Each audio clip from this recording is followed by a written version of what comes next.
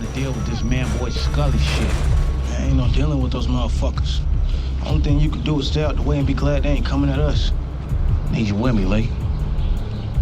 I'm good. I want to see Franklin safe in prison. Whatever this is, the people are dying over it. Can you give me anything? Tony Marino. He was Lorena's handler.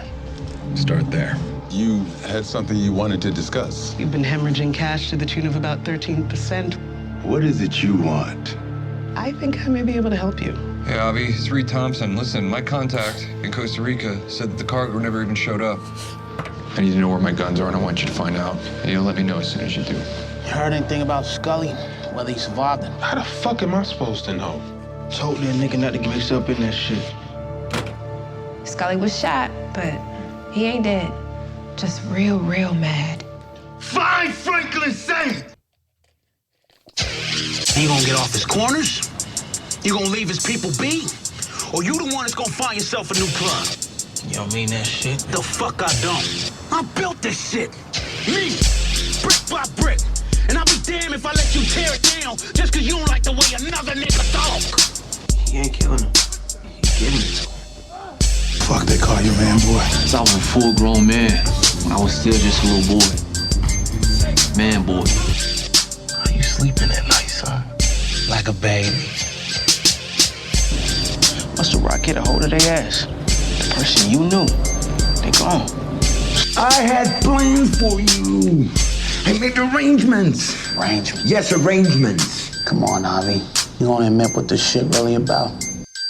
Yeah. What up, world? We back for another episode of Past the Remote, presented by Crux Media Group. This is Snowfall, Season 4, Episode 4.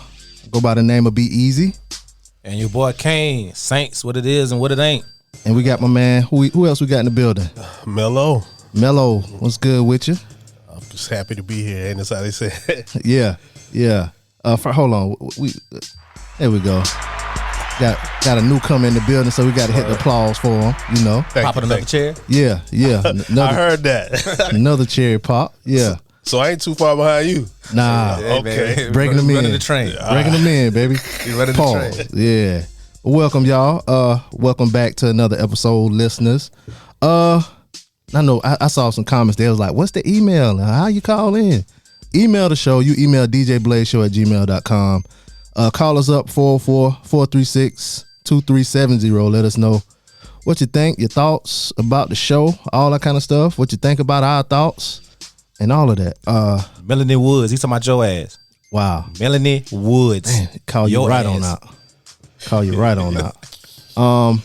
Yeah. Thank y'all for y'all comments anyway. Well, fellas, I asked Mello. But did she even call in? Nah, she ain't calling. Motherfucker. Yeah. What you thought about this episode? Man, I like the episode. Yeah. It's gonna show you how some things gonna turn. Mm-hmm. If the way I look at it. Yeah. Man, yeah, I loved it too, man. I looked at it as a pivotal episode. They can go in many different directions just off this one episode alone. Yeah. I think I would call it a triggering episode if I try to sound smart real quick. Oh yeah. Especially the end. That was a good one. Yeah. I liked it because I figured out kind of what year this was based on a couple things that got said in the episode and some of my other nerdy shit that I be doing. But I'll get into that when we get to them scenes. I guess we'll go ahead and get into it. You know what I'm saying? The episode starts off with Wanda and her tooth.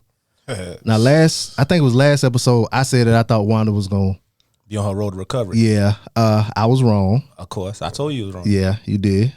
He tell you in the intro, once they get that rock, yeah, the person you knew is gone. Sometimes, man, you know, something happened to bring you off, but it didn't bring her off. And Wanda, she was trying to sell her tooth with the silver filling. And you seen that silver too. You can see it? Yeah, I can see the silver. But had some silver in it, yeah. Hey, she said the feeling still in it. She tried to sell it to one I guess a dope boy or whatever.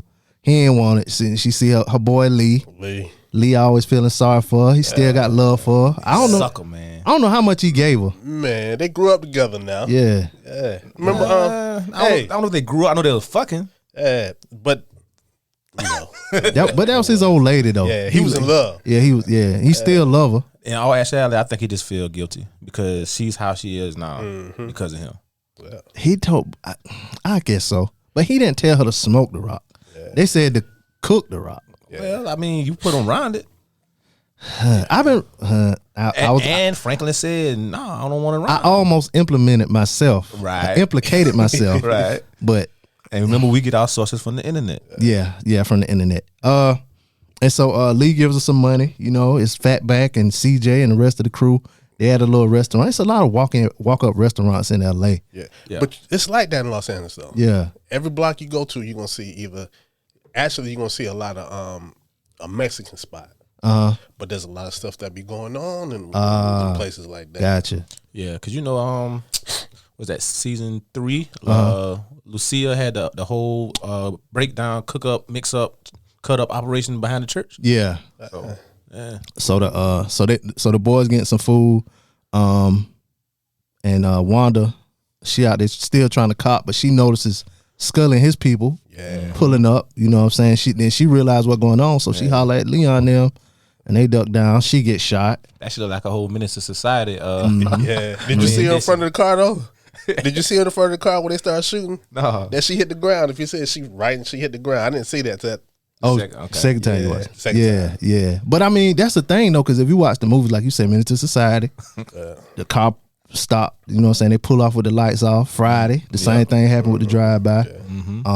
I ain't never been in the drive-by here, but when somebody rolling with their lights off, you stand, you know what I'm saying? Especially I be at my dad's house, you stand on the porch. Hey, who is that? Coming up creeping. You know what I'm saying? Creeping. Yeah. So that's the thing they do out there. Yeah, that's LA, man. Yeah. That's LA. Yeah. That set the tone for this episode too. Yeah, you're right. You're right. The violence. So Wanda gets shot. Nobody else gets shot, but she gets shot. But she lives. And that was the end of that scene. Then we go to one of my favorite scenes because of the actress Tanasi. Yeah. One of them names. I call her T Baby. She was her and Franklin was smashing. Oh yeah, she was doing her thing. Yeah. And she gets a call about the shooting at the restaurant. On her answer machine. Yeah, on an answer machine. And then a little while later, Franklin gets a page. Yeah. And then we see Franklin at the hospital. Man, she was trying to put that thing on him, man. She heard him throwing it down on the bed. Did she cuff them like that? Yeah. He said, I forgot. But check this out. Mm-hmm. Did you see his eyes when that beeper went off? He looked worried. He knew that. He knew what was going on. Yeah, I ain't know he knew it was Leon, but he knew that call right there. Yeah. And then the page right up. Because you could actually hear the voice recording. Yeah. He knew what was going on. Yeah. You're right. You know what I'm saying? To get them two right back to back. You know what I'm saying? So at the hospital, you know what I'm saying? Through them talking, we find out that Wanda's in surgery. And Franklin tried to chastise Lee about, you know what I'm saying? I told you to lay low or whatever, you know what I'm saying, stay out the streets. And Lee was basically like, a nigga gotta eat. Like, you know what I'm saying? I was just getting something to eat. I wasn't in the mix and nothing like that. Franklin being Franklin, he was being calculated and we don't even know it. When he got that page and he knew what it was, he saw opportunity to try to get that alliance back. He need Leon. You know what I'm saying? He do. He was being calculated from the time he got that page. He knew, he went at Leon, now he gonna want to, I know he gonna want to go back. You know what I'm saying? You heard Leon said, one for you, I won't be in this. Yep, he did. I told him to stay out of that shit. Yep. Yeah. And that's what he told him, because Franklin told him that you know, Scully is both their problem now. Yeah. You know what I'm saying? So like you said, Kane, you know what I'm saying, let's team up. He tried to be calculated with him. And what Leon told him? That's what No, I'm talking in that scene, he said how that worked out for you the first time. Yeah. When that Scully. You know Like you know, I already tried and fucked up. Yeah, they know that Leon know you messing with a killer. Exactly. You a hustler. He's a killer that hustle. And see, this kind of off topic, but it's kind of like now that it's all out, the whole Tupac story and Baby Lane. You know what I'm saying? You know, when Pac got shot, you know, they did say that the hood Ben knew who did it, but there's like Pac was the rapper that, you know, the business mind, but he wasn't no street shit. There's like, man, everybody knew Baby Lane was like a gangster.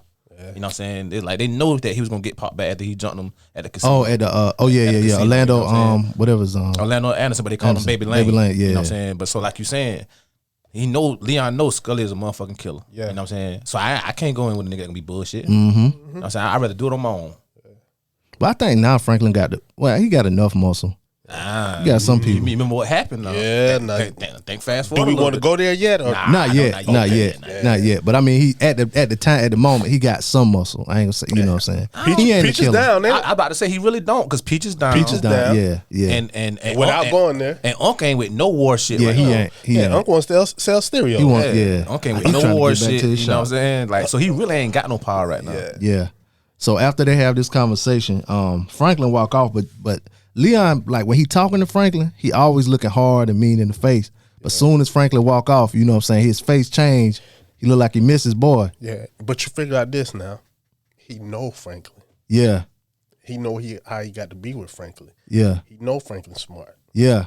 So that's where he got to be at that time. Mm-hmm. But when you walk away, it's like, yeah. It's like, I need you, but I don't want to tell you I need you. Mm-hmm. Because all before, you would have handled this and I would just been right here. Yeah. But now it's like, I done sat here, talk this shit to you to be my own man. Yeah. I got to show you I can handle shit on my own. That's why he walk and be like, fuck, I need that nigga. Yeah, but he told him, I can't drive for you no more. Yeah. Another, like what you said before on another episode, he don't want to be the number 2 or the driver no more. He want to be his own man. So, which he is now. Yeah. And when you the man, you got decisions to make. Mm-hmm. And so he makes a decision. So him and Fatback have a little discussion. And did all the other scenes in the episodes with Fatback, did it seem like he was a big dumb nigga? He never talked though. He did what He never Leon really talked? told him. Okay. Because he was a muscle. The question I had was, why the fuck the motherfucker wear the same clothes every motherfucking episode? But you know, if that's where you from, that's where you from. But even Leon changed his shirt. This motherfucker having that same jacket, black shirt, black jeans. But he supposed to be the muscle though. You know them type of niggas was just the same all the time. Yeah, you said, man. Yeah, but so they came up with the idea of getting a private investigator to find out, you know, Magnum PI type motherfucker. Yeah, like they made him seem so dumb, man. That's smart. Yeah, but then in the hospital he was like, "Why you think we bought it here, you stupid motherfucker?" That's what he told the little nigga. Yeah, when he was about the police coming about the gunshots. He's like, "They don't give a fuck gunshots here." So now he's looking like the somewhat educated. Yeah, a little. But yeah. if you look at this, in the beginning when it first started, he was the one talking to Franklin on the phone. Right. Leon never got on the phone. He's like, you heard anything about Scully? Like, how the fuck would I know? Yeah, and when he do speak, he speak with intelligence. Mm-hmm. Just like when he said, "Man, you can't pay the nurse that money. Mm-hmm. You got to go down here and give him that money." Mm-hmm. Yeah. And also, what I saw at that part too, right? For that one time, Leon started thinking like Franklin. Yeah, Leon started thinking like Franklin when he said, "Go get the PI." Yeah. That let you know Leon ain't dumb. Yeah, he took notes. Yeah. He's what Frank Lucas was to Bumpy Johnson, allegedly. Allegedly, yeah. So next we see Avi and Reed. They're meeting up and they talking about a shipment that was missing. That was supposed to go to Iran, but it never left. Yeah. And the money was missing. Now this made me think of something, and this let me know what time period this was happening in. Back in 85, right? All of this stuff had to do with, like, you know, they call it the Iran-Contra affair, whatever. So one of the things that happened was in Iran, it was like 7 people that got kidnapped. Okay. So you know how, like, the USA be like, you know what I'm saying, we're not negotiating with terrorists or whatever. Right. They negotiated with the terrorists. They negotiated that they would give weapons to Iran to fight the terrorists who took the people, and they offered to give them money too to the people that were shipping it, right? So what happened was the money got deposited. It was like $15 million. The money got deposited. Yeah. But the shipment couldn't land in like Costa Rica or somewhere. The customs wouldn't let the shipment land, so the shipment went back to where it came from. Okay. The terrorists was like, "Yo, where our shit at? We never got it." Right. The U.S. didn't know that, Right. but the money got taken. Like, well, y'all didn't get the shipment.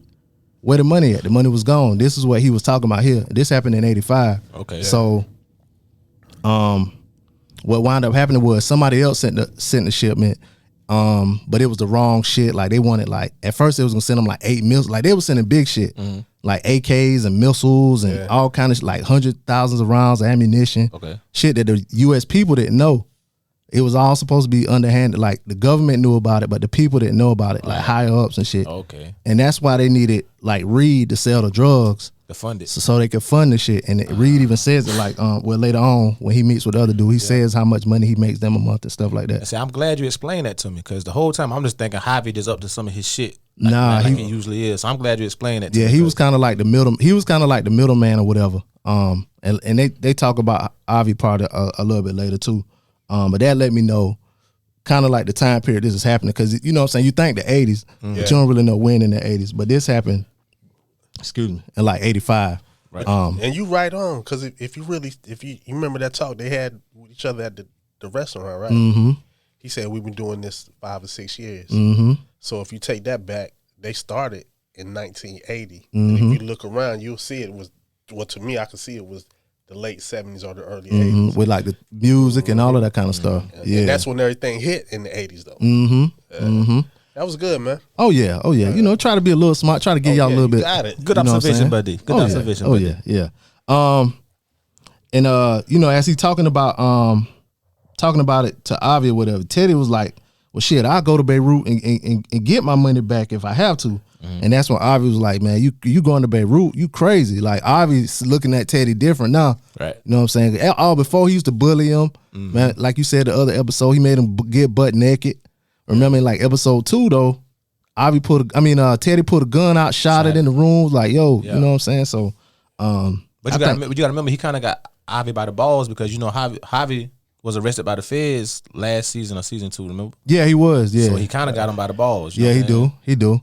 Yeah. Avi did change his tune. He ain't as wild. Right. He act a little bit more tame now. But he's still scared. He's still scared of Reed. Oh, he got to be. Yeah. But Reed changed. Oh yeah, he did. He's a killer. He's really a killer. Now. Yeah, don't mess with Reed. Yeah, smoking cigarettes, doing coke and everything. I told you he was doing coke. First episode, I saw him do a bumper too. I missed the coke. So, he's a killer. He got money. Yeah, and he can anytime put you back in the federal penitentiary. He got the biggest gang in the city, in the world behind the world. Yeah. And the crazy shit is like he's not like afraid to tell his people. Like he told Gustavo, like, yeah, okay, I work for the CIA. You know what I'm saying? Like he had to pull them strings, and he was like, now basically you work for the CIA. Right. And he really did the same shit for Avi back in the I think it was season 2 or 3 when Franklin met with Avi and they had the little disagreement or whatever. He basically made Avi take the deal with Franklin. Yeah. So they could get the weapons or whatever. So and just like you said about the scene that's a little further ahead, but it's like you said, in that time frame, like Franklin told him, once the war is over, my services ain't needed no more. Yeah, they need me no more. So you really, I'm saying, you got everybody, he got all the players by the balls. The only people that got him by the balls is his high ups who acting like this don't even exist. Yep. Yeah. So he kind of good with them. Right. Because all he got to do is spill the beans now. They gonna kill him. They definitely gonna kill him. Because that's what the government do. But. And deny everything. Right. The next scene is they back at the hospital. Well, no, we at the PI's office. They go to the PI.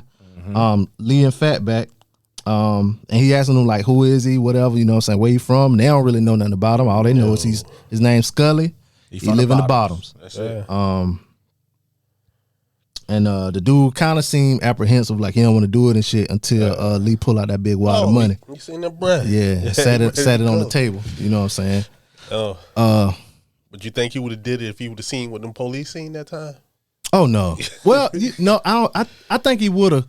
He played it. I think he know the area. You know what I'm saying? Because he said, you want me to go in the bottoms? You know what I'm saying? That's all you know about him. You know what I'm saying? So he know the area. He know about the bottoms. And that's his career. Like that's what he do. Yeah. That's what he do. Cause what's Nick's? He probably it's crazy. Like they live in that same area or whatever. But in order to like really go there, I don't think Nick's really had to ever go to the bottom. So he didn't know. Yeah, he even said that was out of his jurisdiction. Yeah. He ain't got no business over there. Yeah. So he wouldn't know, but black people know, like, don't go over here. Yeah. You know what I'm saying? So and he a PI. Yeah. Right. So he know what's going on in the hood. Yeah. Then we have Franklin and Sissy, and they're meeting up with Paul Davis.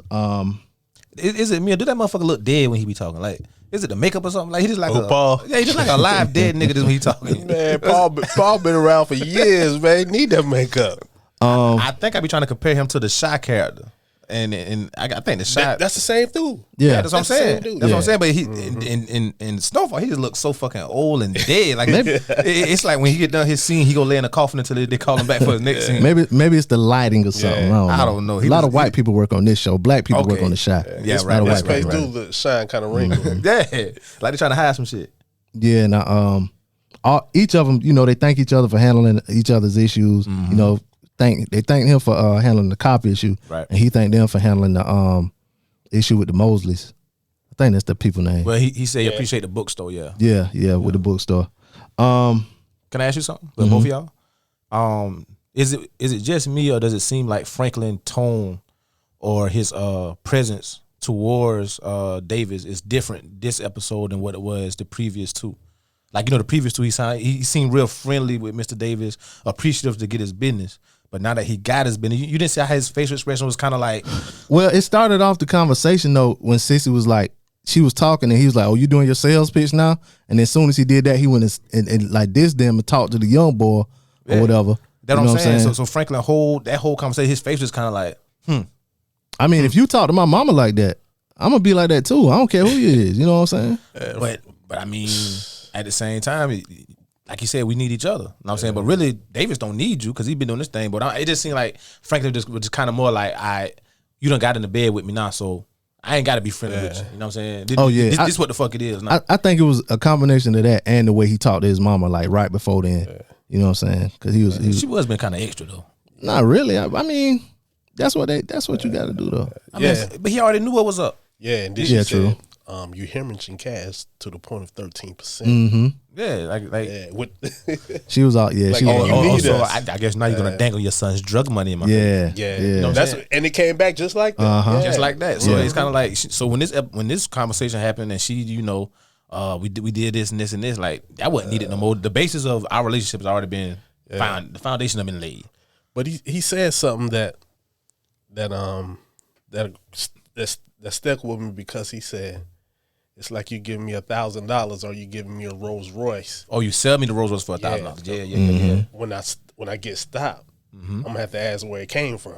Yep. Or I'm going to jail for the rest of the years I got alive. So he told you if something happened, this ain't right. I'm telling him where it came from. No, but basically what he's saying is either way, I'm losing this Rolls Royce. Yeah. So he's basically saying it's no good outcome regardless. And then he gonna tell on you. Yeah, I caught both of them. Yeah, both of them. So yeah. But she came back and told them, you know what I'm saying, basically she told them how they clean their money. Yeah. And that she was like, it's how she said something like, it's as real as this tangerine, and she held her hand out, wasn't nothing in her hand. You know I watched this episode 4 or 5 times, and every time I stare at her fucking hand and try to read her lips at the same time. Like, I don't know if she said this 10 plate or 10. I don't know what the fuck she said. Yeah, she said tangerine. Oh, okay. Yeah. I ain't know. That ain't rich fruit. That's at the country club. Yeah. I ain't know what the fuck she said. I ain't know. Yeah, but you see how he slided Franklin though, with the young boy. You know what I'm saying, tell him about school. I'm gonna be at your graduation. Oh yeah, that was Franklin. That was Franklin years ago. Supposed to be. You're right. Dang, you're right. He threw a little jab at Franklin by doing that. Yeah. You know what I'm saying? How things going? Oh, harder than trying to baptize what he said, a holy cat or something. Shit. Yeah, something like you know what I'm that. saying? He's like, I'm going to be at your graduation. Mm-hmm. You know what I'm saying? You notice Franklin hit as soon as he said that. Franklin face kind of like, because he seen himself. Yeah, he seen what he would have been if he didn't go down. So boom, look at it this way. Did Franklin look at it in a positive way or a negative way? I think he reminisce. I don't know if he reminisced because he looking at a black boy at a white country club serving folks, being a fucking nobody. When now I'm sitting in this chair making $1 million deal. So it depends on the point of view. Is Franklin reminiscing about what I could have been and been on the straight and narrow, and I never would have got shot? I wouldn't be walking with this cane. My mama wouldn't have been picked up by the police. Or is he looking at it like, look at this DuBois ass nigga right here at this white country club? I'm glad I ain't go that route. I think he was reminiscing about what happened to him in that school. What happened to him when he was trying to get on the same page as that dude, and how they treated him at that school when they kicked him out. Right. When his mama didn't have that money. True. Remember that? Now your mama there, you got that money. But either way, it's just the way you wanted to take it at that time. Right. How would you took it? Me? Yeah. I probably would have looked. I looked. I could have went this way. I'm this way now. But it's either way. So you seeing yourself You see yourself in the past, now you see yourself in the future. Right. And you see what yourself as right now. You sitting across from Paul Davis talking. Mm-hmm. That's Yeah. my thought. I think he's just so. Even though it, you know what I'm saying, he ain't that much older than the young boy or whatever, but Probably 4-5 years. yeah, that ain't really that much. That ain't really that much older. He might be a little older than that because he started at 20 and they've been going about 5 years. 5 years. So he's about 25. Nah, Franklin ain't that old. He like 22, 23. They've been going. You got to remember now. Episode 1, he was 2 years ahead of Mel, and Which Mel was is a 18. senior. So Mel was 18. So I mean, he was 20. Mm-hmm. This is episode 4. I mean, season 4. So at least got to be 4-5 years. Nah, not necessarily. The seasons, because remember season 3, it's been 4 months since season 3. You know what I'm saying? So it don't go by years. You know what I'm saying? So he number like 22. Yeah, but he also he told Reed, he said, well, we've been going like 5 years now. Well, he said you've been going funding the war. Okay. Yeah, War been based going on for the 5 CIA. years. But you right though, because you remember the episode with the reporter, and she was talking to her little, I guess her do boy or his, assistant or whatever, assistant, the other and reporter. she was like, he tried to follow the money, and it was like a bunch of offshore accounts, and she said, how could a 21-year-old be this smart? Yeah, so he ended up with 21. Yeah, so you're right. You're right. I could see, nigga, I fucked up. Nah, you good. But see, so That he was a that good young. catch. So the boy ain't nothing but like 18, 17, 18. Yeah. So they ain't nothing but 3 years apart. But in the line of work Franklin in, that's a lifetime. Mm-hmm. So, you know what I'm saying? He ain't even looking back that far. Like he might not even pay attention to that. He might just pay attention to the way he treated the boy or whatever. Mm-hmm. But that was the whole 360 right in front of your face, though. Yeah. Mm-hmm. For Franklin. Yeah, to go from that to now he And sitting where at the you trying table. to go. Yeah, he at the table with him. I mean, that's a discussion he had with his mama after that scene. Remember when they was at the house? Yeah. And he was like, We'll get to it. Oh, we'll yeah, get to you're it. right, you're right, Yeah, you're we'll right, get to you're it. Nah, Franklin agrees to Davis agrees to work with them, but he wants them to loan money to a pet project that he has. He said they'll get their return in about 18 months. Right. So now we're back at the hospital, and CJ, I could never figure out the dude name because they never say his name, but that's the other dude that's with Fatback. Yeah, the young boy, CJ. He sent him a page that she was out of surgery or whatever, but they come to the hospital and he was, they have a little back and forth with that. But he tells them that she needs a rest. She gonna be detoxing, and basically telling her They're gonna kick her They're ass gonna kick her out when she basically able to use the bathroom by herself. And that's when we see the nurse, and she was fine as shit. Yeah, she was, and she is in real life. And, you went and found her? Mm-hmm. yeah. She got about 2,000 followers on Instagram. What's her That's name, it? man? What's her name? I can't find her name. Oh, we'll get to it. Only 2,000? Oh, that shit gonna shoot it up ain't a there. lot. Yeah, it about to shoot up. Is she an extra?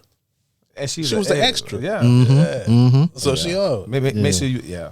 But but he offered to pay the nurse the money. Yeah. She don't take it, and that's like you said, Fatback. He suggested they go see Billing. Yeah. You know what I'm saying? Because that's the people that deal with the money or whatever. Right. And they say, like you said, damn, she was fine. But she was though. Yeah, that was smart of them though. Hey man, listen, Scrubs, TSA pants, and them girls that work at Walmart in them khakis. That do it for you. Them the best 3 pants. You look at the female, and you can tell what she working with. Well, hey, Scrubs, Walmart khaki pants, and them TSA pants. You hear me? I like the TSA pants. Them blue ones. Yeah. That will get me in trouble. Yeah, Man. the Navy Jones. Hey, can I say one more thing with Fat Matt showed his intelligence too? Mm-hmm. Yeah. When he said when your boy, what's his name? That they never say his name. CJ come out and he said, "Do we got to worry about the police?" He said, Oh, yeah. Nah, we don't got to worry about the police. That's why I brought her to this hospital." Mhm. Yeah. CJ was the first one to come busting out the restaurant too. He was what? No, on the side. No, that was the light skinned dude. So that wasn't CJ. Nah, CJ went down beside the fire hydrant or like the front part of the car. I thought that was CJ. Nah, man. that was the You light. sure? That was the light skinned dude that don't say nothing in none of the episodes. I did thought CJ got shot. How he went down though. Yeah, he went down. And I think he was holding his gun because I think I saw it like the second or third time. He was holding the gun, but he wasn't busting. Light skinned buddy out the side, like you said, he was letting it rip. Yeah, he was letting it rip. But that's I think last episode or either the beginning of this episode, my first time ever seeing him. Though. He looked like the dude that came up out the when Scully was coming at first, who was with Man Boy, who came up out the trailer shooting. Right. Yeah, that ain't and I him. looked at it, I said, man. Yeah, they do. All the light skinned dudes do look alike. All them light skinned Vanilla wafers. Look like Drake. Vanilla wafers. Skinny Drake, fat Drake. Y'all crazy. Nah, I didn't stop. So then we see Teddy at his office or whatever, and he gets a visit from Havmeyer. That's one of the guys from the CIA. Right. And, he's telling Teddy that basically not only is DFS upset with what happened, the DEA is mad too. And Teddy dropped his nuts on him. Yeah, he did. Yeah. You gonna take care of it? Yeah, basically. Yeah. No. He said, I'm sure you're gonna take care of that. Yeah. And the dude worried about him because Teddy been undercover for a long time, so he basically asked him like, "Yo, you good? Like, you need a break or whatever?" He acting like Jay Reed. Yeah. And that's when Teddy asked him to look into Avi's financials to see if he made any large deposits. Because if Avi did, then that means he got that money out of that $15 million, his cut out of that $15 million. And that's when and in our conversation, we found out that Teddy makes $8 million a month for the government, which is crazy. Then we see Scully and his homies there at a restaurant. And this is something else that let me know what year it is. Okay. Because they were sitting there talking about a banana in the tailpipe, which come from Beverly Hills Cop. You know what I'm saying? That's where that came from? Yeah. You know where I thought it came from? What? Can't say Musical song? No. What? Can't say it. We talked about this last time off air. But I thought it came from that lifestyle.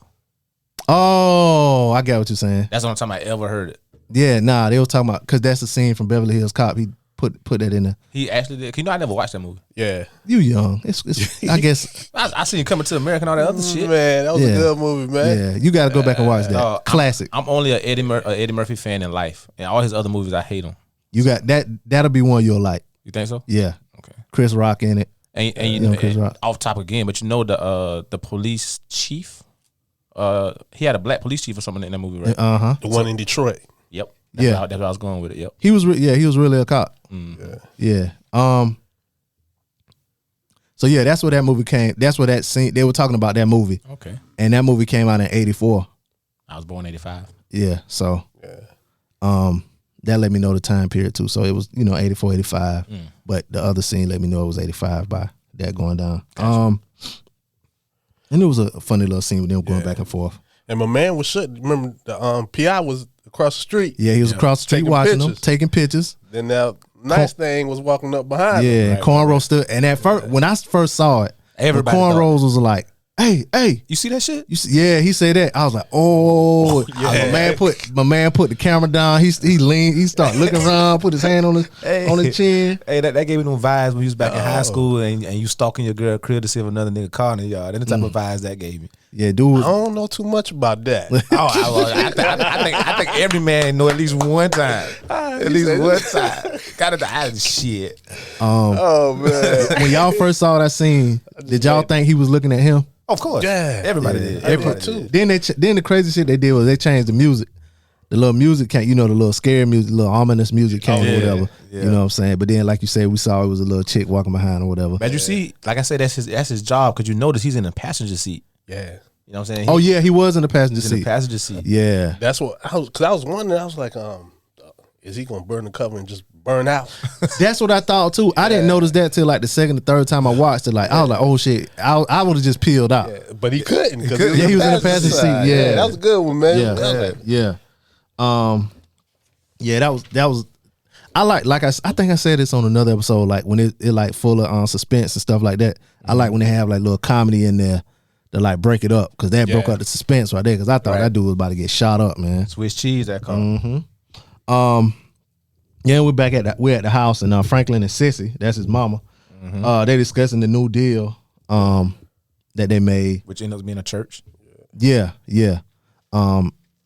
Also a pivoting point. And this is when Sissy basically asked him like, "Yo, how long this gonna take?" Like, you know what I'm saying? And Franklin trying to convince her that this is what we doing it for, to make money and all this and that. She was like, "Nah, I'm doing this to get you off the street." Yeah, you know what I'm saying? They had to have us walk away with nobody in prison, nobody dead. As a family, we can go live on the peace as millionaires, happy.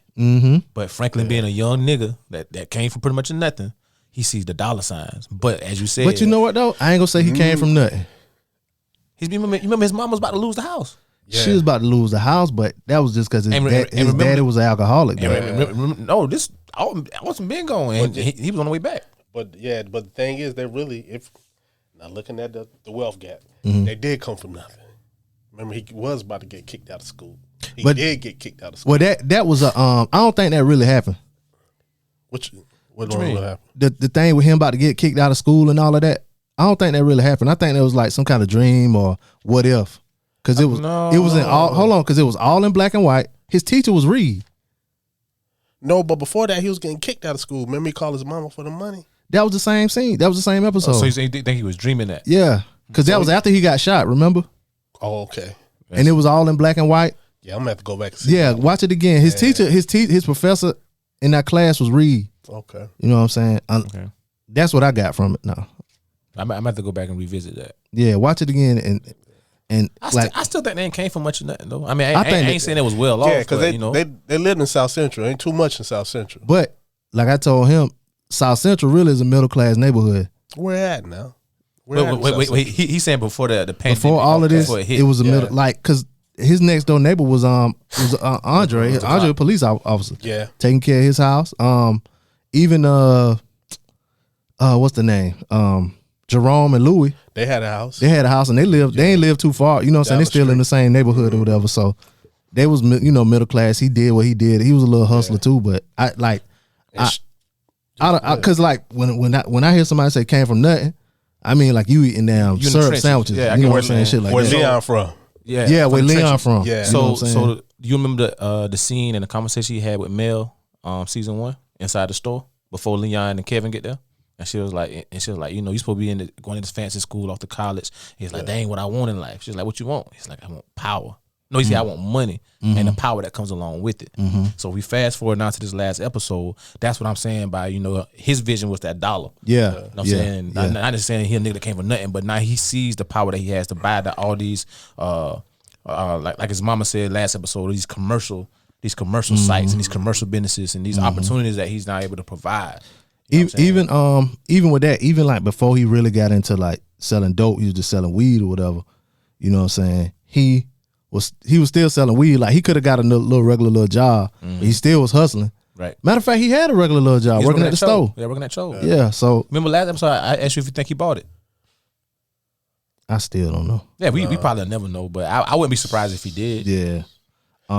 Did you see the end when him and Sissy was talking about at the end? He got excited when he said, "I can try to put an end to systemic race, generations of systematic racism." Yeah. Then she had to calm him down. So you still see that part of him too. Yeah, and also split forward that he's also trying to appease her because remember he asked her why is nothing never fucking good enough. Yeah, but that's when she told him like it is good enough, but this you still hustling, you still in the streets. So you know what I'm saying. She was like until you out of the streets altogether, none of this mean nothing. And I can't rest. Yeah, she can't rest. And you see it on her face all the time. Yeah. And that's a catch-22 with her because she want him out, but she understands everything she now has came from this. Yeah. But she love her son though. Oh yeah, and she only got one. That's why I look at it too.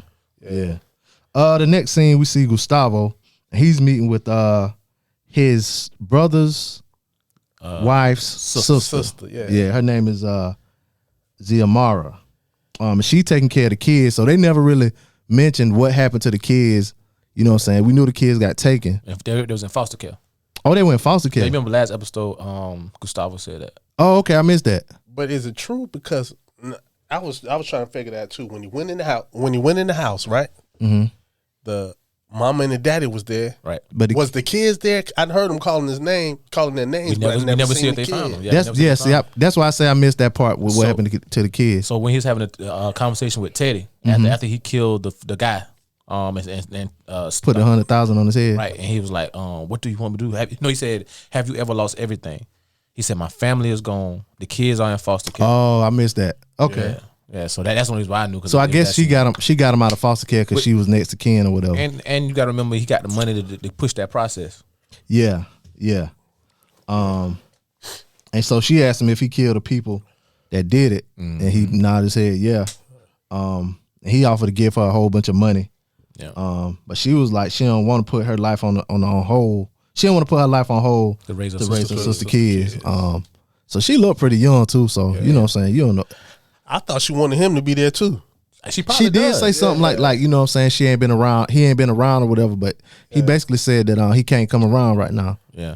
Because all they got going on. But I thought they revealed something in that scene, but I just wasn't paying attention sooner, earlier. You know what I'm saying? And then they, hey, you see how they was going back and forth to Spanish? Yeah, that'll throw you off now. Yeah, you had to listen and then you got to look down and read and look up and listen again. Yeah. Man, my TV ain't have none of that on there. Next we see Irene, and she's at work. Her and her partner, her That other reporter, man, she calling around all day looking for Tony Marino. Yeah. And she gets nowhere. Basically, she called his I think she called his mother, grandmother, ex-wife, sister, all kind of people. Dan Marino, Dan Marino, all of them. all of them. Dolphins. And she mentioned her dilemma to one of her coworkers. And the coworker tells her to keep pushing her story, and that something will pop. No, to keep pushing the angle from the shelter. What she said to keep going or whatever. Then she tells her to go to the shelter to work the angle with Alton. Because she said it'll keep you busy. Yeah. And she said that, the son is selling drugs or whatever. Follow you know what I'm saying? And he got a shelter. She was like, that basically a guilt shelter. Guilt shelter, yeah. You know Follow what the I'm saying? money. Yeah, she tell her to follow the money. But with her, right? Mm-hmm. You could see that she ain't right? Yeah. You can see all the stuff that's missing in her life. How they show you it's missing in her life. Yeah. That's how much a dog she is. Like she can be out all night, because she don't got nothing to go home to. Mm-hmm. Yeah, and that's why she be on it. Like she's consumed by her work. Yeah. Her husband, that dude that was in the series, her baby daddy. Yeah, and he said, "Well, I got." She wanted him to stay the night. He said, "I got somebody now." Yeah. Mm-hmm. Well, we find out that's her ex-husband. Yeah. In that same series, and her daughter don't want nothing to do with it for some reason. We still don't know what, you know what I'm saying. And she always drinking. Oh yeah, she stay lit now. Yeah. The next scene we got it's a whole lot of talking in this scene. So instead of me talking about it, I'm gonna play this next scene. It's Alton and Sissy, and they in the kitchen. They have a little back and forth about eat with me, baby. Yeah, that's a good. Oh yeah. Yeah. Hey, so I'm gonna play this scene. Oh boy, what's all this? Oh, bookkeeping. Moving some things around now that we're in business with Davis. Oh, guess that luncheon went pretty well. You guys toast to the Mosleys? Paul Davis is a snake. Came up in the jungle. He might have been that way, but he's a businessman now. Different kind of snake, but it still slithers. I just want you to know who you cozying up to. Cozying up to a snake helps make sure I never get thrown into the back of a police car or watch my son being driven off in one. That's exactly what I will do. What you gonna do when that snake tries to bite you? Then I will chop his goddamn head off and move on to the next one. All right. God. I'm sorry. I know you're just doing what you can. Come on. Eat with me. Yeah, so that was a good scene. It was something he said in that scene about Paul Davis. Mm-hmm. He said he came up in the jungle. I was thinking I was gonna say that. I didn't know if he was gonna say nothing. I was gonna say if you know where that is, then he came from some gutter shit too. Because the jungle is the area where Training Day, the shit that happened in Training Day. Watts. Yeah. So he came from the hood too. That's where the whole Birdman, all that clapping shit came from. That's where that came from. Yeah. But you know what? Do you think they listening to Pops now? I know sometimes he can get through with Franklin, but he can't get through with Franklin enough to pull him. Right. But he says some stuff that's he do. That's true. Mm-hmm. Yeah. Because he's been there. Yeah, not from the drug aspect, but he's been in the streets. You know what I'm saying? As a panther, as a parent, as a drunk, homeless, and as a dope head. Yep. Well, he was alcoholic. Yeah. Something to go at what you said, and something about them, whether or not they're listening to each other. Mm-hmm. And I'm gonna bring that up a little bit later when Franklin meets up with Teddy. But I'm gonna bring that up later, and I'll let you know what I think about, the question you asked.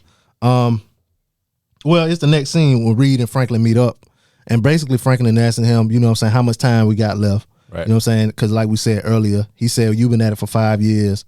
So how much time is it going to, take? And Reed basically tell him, like, if I give you a time now, I'm basically, bullshitting you. Yeah, you know what I'm saying? And that's when Franklin suggests that, if I got more work from you, would that speed up the process? Right. And Reed was like, yeah, it could or whatever. But to your point, I think even though Franklin act hard when he talking to his mama, he took that in and he went straight to Reed and was like, yo, how much time this gonna take? I need a date, to know when I can get out. Cause he was like, in my line of work, you know, the shelf life ain't on. You know what I'm saying? We've been in it for so long. But I think the same thing with Sissy. I think she act like she don't be listening to Alton or whatever when he be talking. But I think that she take it in and then she go to Franklin with it like, yo, when we gonna get out? You know what I'm saying? The same thing Franklin did. He went to Reed, was like, yo, how long this gonna take? You know what I'm saying? So I think they listening, but in the moment they act like they ain't listening. Yeah. I think it's a progression because, you know, in the beginning they didn't take Alton serious because they never thought he was gonna ever come back right. You know what I'm saying? So it's kind of like when he talking before, like when he first started coming back around, both of them kind of just, man, get the fuck out my face. Yeah. You know what I'm saying? How the fuck would you know? But now that he's clean, you know what I'm saying? He got a stable source of income from the VA as well as the shelter. He's running the shelter. Now, your point is a little more valid because I could tell it coming from a sober mind and sober thought. You know what I'm saying? So I think it just took a time from them realizing, okay, this ain't the alcohol talking. Yeah. You know what I mean? Or he ain't trying to get $1 so he go get a drink. Like he really concerned. Like the scene where he told Franklin, man, stay home and watch movies with me. We pop some corn. Yeah. You know what I'm saying? Pop some corn. Yeah, like pop some corn. that caught Franklin by surprise. Even though he didn't listen and stay, you could tell that shit hit him. And he was about to cry too. Yeah. You know what I'm saying? I think that Alton just had to he had to earn that. Cause he been gone, you know what I'm saying? Like you said, he been out on the streets and all of that, you know what I'm saying? He wasn't sober. So when you come back and you leave your family like that, you know what I'm saying? You can't expect to get the same respect. Just like what he told dude. That dude that At the shelter. Yeah. Oh yeah. Yeah, he said, you gonna mess around and lose your family. He know that because he done been through that. You gonna regret that. Yeah. And he don't want nothing. He probably the only one around that don't want nothing but his family. That's it. That's it. That's all he want. He don't want nothing. Yeah, because he done lost it. Yeah. And he got it back. But you know, you see all the time he always want to spend that time. Come on and eat with me. Yeah, you know switch the whole thing. Yep. When she got hyped. Yep, he did. Come on, eat with You know what? You's a mother. You a black mother. You know what? I understand. Hey, I understand. Ain't nothing good gonna come out of me and you fussing together. Eat with me. And you see her whole tone change. Yep. Yeah. Yep. You know what I'm saying? That was a good one. That was a good one. Yeah. Well, hey, what them writers' names is? The what? Them writers that you said last week. Them names that the writers. Oh, the writer. Oh shit, it's something Spanish. I forgot to mention the writer today. Hiram Martinez. I forgot to say that today. Yeah, he did a good job. He did good with that. Yeah, he did a good job with that. Then we go back to the hospital and we see Wanda. She fighting with the nurses. And Leon there, you know what I'm saying? He calmed her down. He was like, yeah, they, you know what I'm saying? They ain't trying to kill you. They trying to give you something to get that shit out your system. Yeah. Right. And he basically tell like, if you get kicked out of this, if you get yourself kicked out of the hospital, because she was like, they trying to kill me with her. He was like, you know they ain't trying to kill you. You just trying to do whatever you can to get out of here so you can get back on the street and get some more dope. Yeah.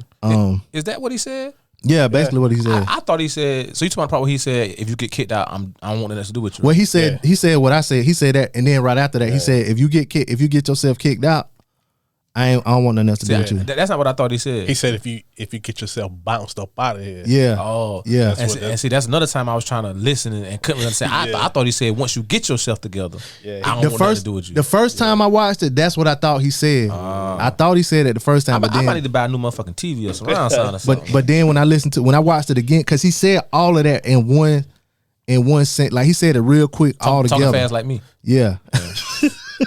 Yeah, but he said it all together. Then I realized, because I was like, why when she get out, how would that motivate her to stay if she get out, you ain't gonna have nothing to do with her. That's what I thought he said. You know what I'm saying? That's what I thought too. Get yourself bounced up out of here. Okay. But he also gave her hope. Yep. He gave her hope. Yep. Yeah, he told he's like this your second chance. Yeah, so that's why the shit threw me off, because like, why you gonna tell her this your second chance and then trying to say once you get your shit together, I don't want nothing to do with you. And then she shook her head like, yeah, I'm like, these bitches retarded. Yeah, he said he should have put a little pause in there. I said it a different kind of way, but okay, yo. Clear that up for me. I appreciate you. Oh yeah, that's what we here for, and there's probably some more listeners that thought like that too, who only watched it one time. You know what I'm saying? Shit, I watched it 5. Yeah, boy, y'all hit me with something that I'll tell you at the end. Y'all hit me with something that I did not know. Okay. Yeah. Say that. I want to hear what this is. Don't forget either. And then she asked him to stay the night. And this let you know he really care about her. Yeah. She was like, let's stay the night. She was like, ain't nobody else coming. Yeah, because at first he was like, I got shit to do. Yeah. And then she said that. He sat on down. And I bet you he hate the fact that he love her. I don't know if he hate it. Because if he did hate it, he wouldn't be there. No, but love conquers hate. You know what I'm saying? So he hate that he can't be out right now trying to handle the situation. He hate that his friends got to see him so in touch with a smoker. You know what I'm saying? But he loves her. But you know the only person on the whole show who really kind of messed with him with that is Man Boy. It wasn't. Well, it was Man Boy, but it's the other dude too. What other dude? Remember his right hand man? Remember when they first went there, she was sucking his dick the very first time they went over there. Oh, Man Boy, right hand man. Yeah. Is he's still alive? Is that the one? What's it called? That got put on the cross? Yep. Good. He deserved it. How he ain't did nothing wrong. He was wrong. He wasn't wrong. He was messing with Lee, and I don't like that. Oh, you don't like that? Oh, Yeah. I thought you was making it about a female. Okay. No, he messing with Lee. I don't like that. It was disrespectful. You don't disrespect. You know what I'm saying? Most of the time it is by a female, man. Oh yeah, I know. That was like, that ain't his fault. He ain't rape her. Nah, he did. Well, she was under the influence. She was doing the alphabets. Yeah, that's what they say now. Yeah. So then we see Franklin. You know somebody like that, right? Nah, I don't. Oh no. I thought you were talking about the last episode. No. I don't know her. I don't know what she look like. Me neither. I'm too young. I just heard stories. I heard stories. Y'all know a lot of people about a lot of stuff. He probably know what she look like. He probably do that. You from the east, ain't? Yeah, he probably know what she look like. No, she used to be on the west. She's been on the east too. She did. Yeah, she's been on like first, second, third. Oh, okay. Yeah. From what I heard now, I heard it on the internet. I didn't even hear it on the internet. I just heard some old drunk men talking. Y'all got a hell of a internet. Yeah, I internet nasty, boy. I'm telling you, boy, we got a good internet. Yeah, boy. Franklin meets with Jerome, Louis. He telling him he want to expand. Jerome, he ain't with it. Yeah. I'm trying to get back to my shop. Yeah. You know what I'm saying? And I think Jerome kind of traumatized from that shooting. He is, but he can't get to his shop because everybody in the city know that where he at, so they're gonna shoot that up. That's gonna be the first place they look. Yeah. And Louis, she suggests Little Rock, because she knows somebody that live there. Right. But you know that that's a pivoted point too. Mm-hmm. Because what he said, when you look at it, right now they say Little Rock, but that's the time in L.A.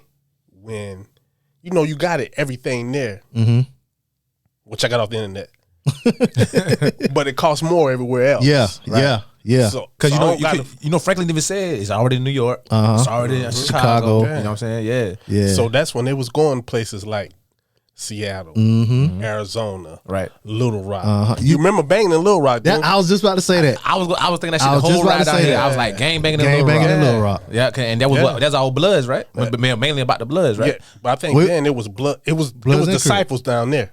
Oh, because they had Bloods, the GDs, Crips, Vice and Lord. disciples. But back then, you can go anywhere, everywhere. To little towns don't even got street named Hoover. And But they got had some Hoover Crips there. Yeah, this is like Davies is a Harlem Crip, but they got a Harlem Street in I guess in the 60s neighborhood. Yeah. You know what I'm saying? But if you ever watch that show that I asked you about on episode 1, which I can't think the name of it, but it's about those 4 people that they claim was like the money behind a lot of rappers, which was Haitian the Jack, hip hop joint. Yeah, I watched that. Yeah. So if you watch one of the scenes with Big U, Big U was saying like him and his people started flying to Minnesota. the sale. The sale. You know what I'm saying? Yeah. So, like you said, And all that goes back to that and that one guy. Mm-hmm. It's crazy. That one guy. He had because when they your plug, you the whole United States. Yeah. And it kind of like tie in like real life, like you say.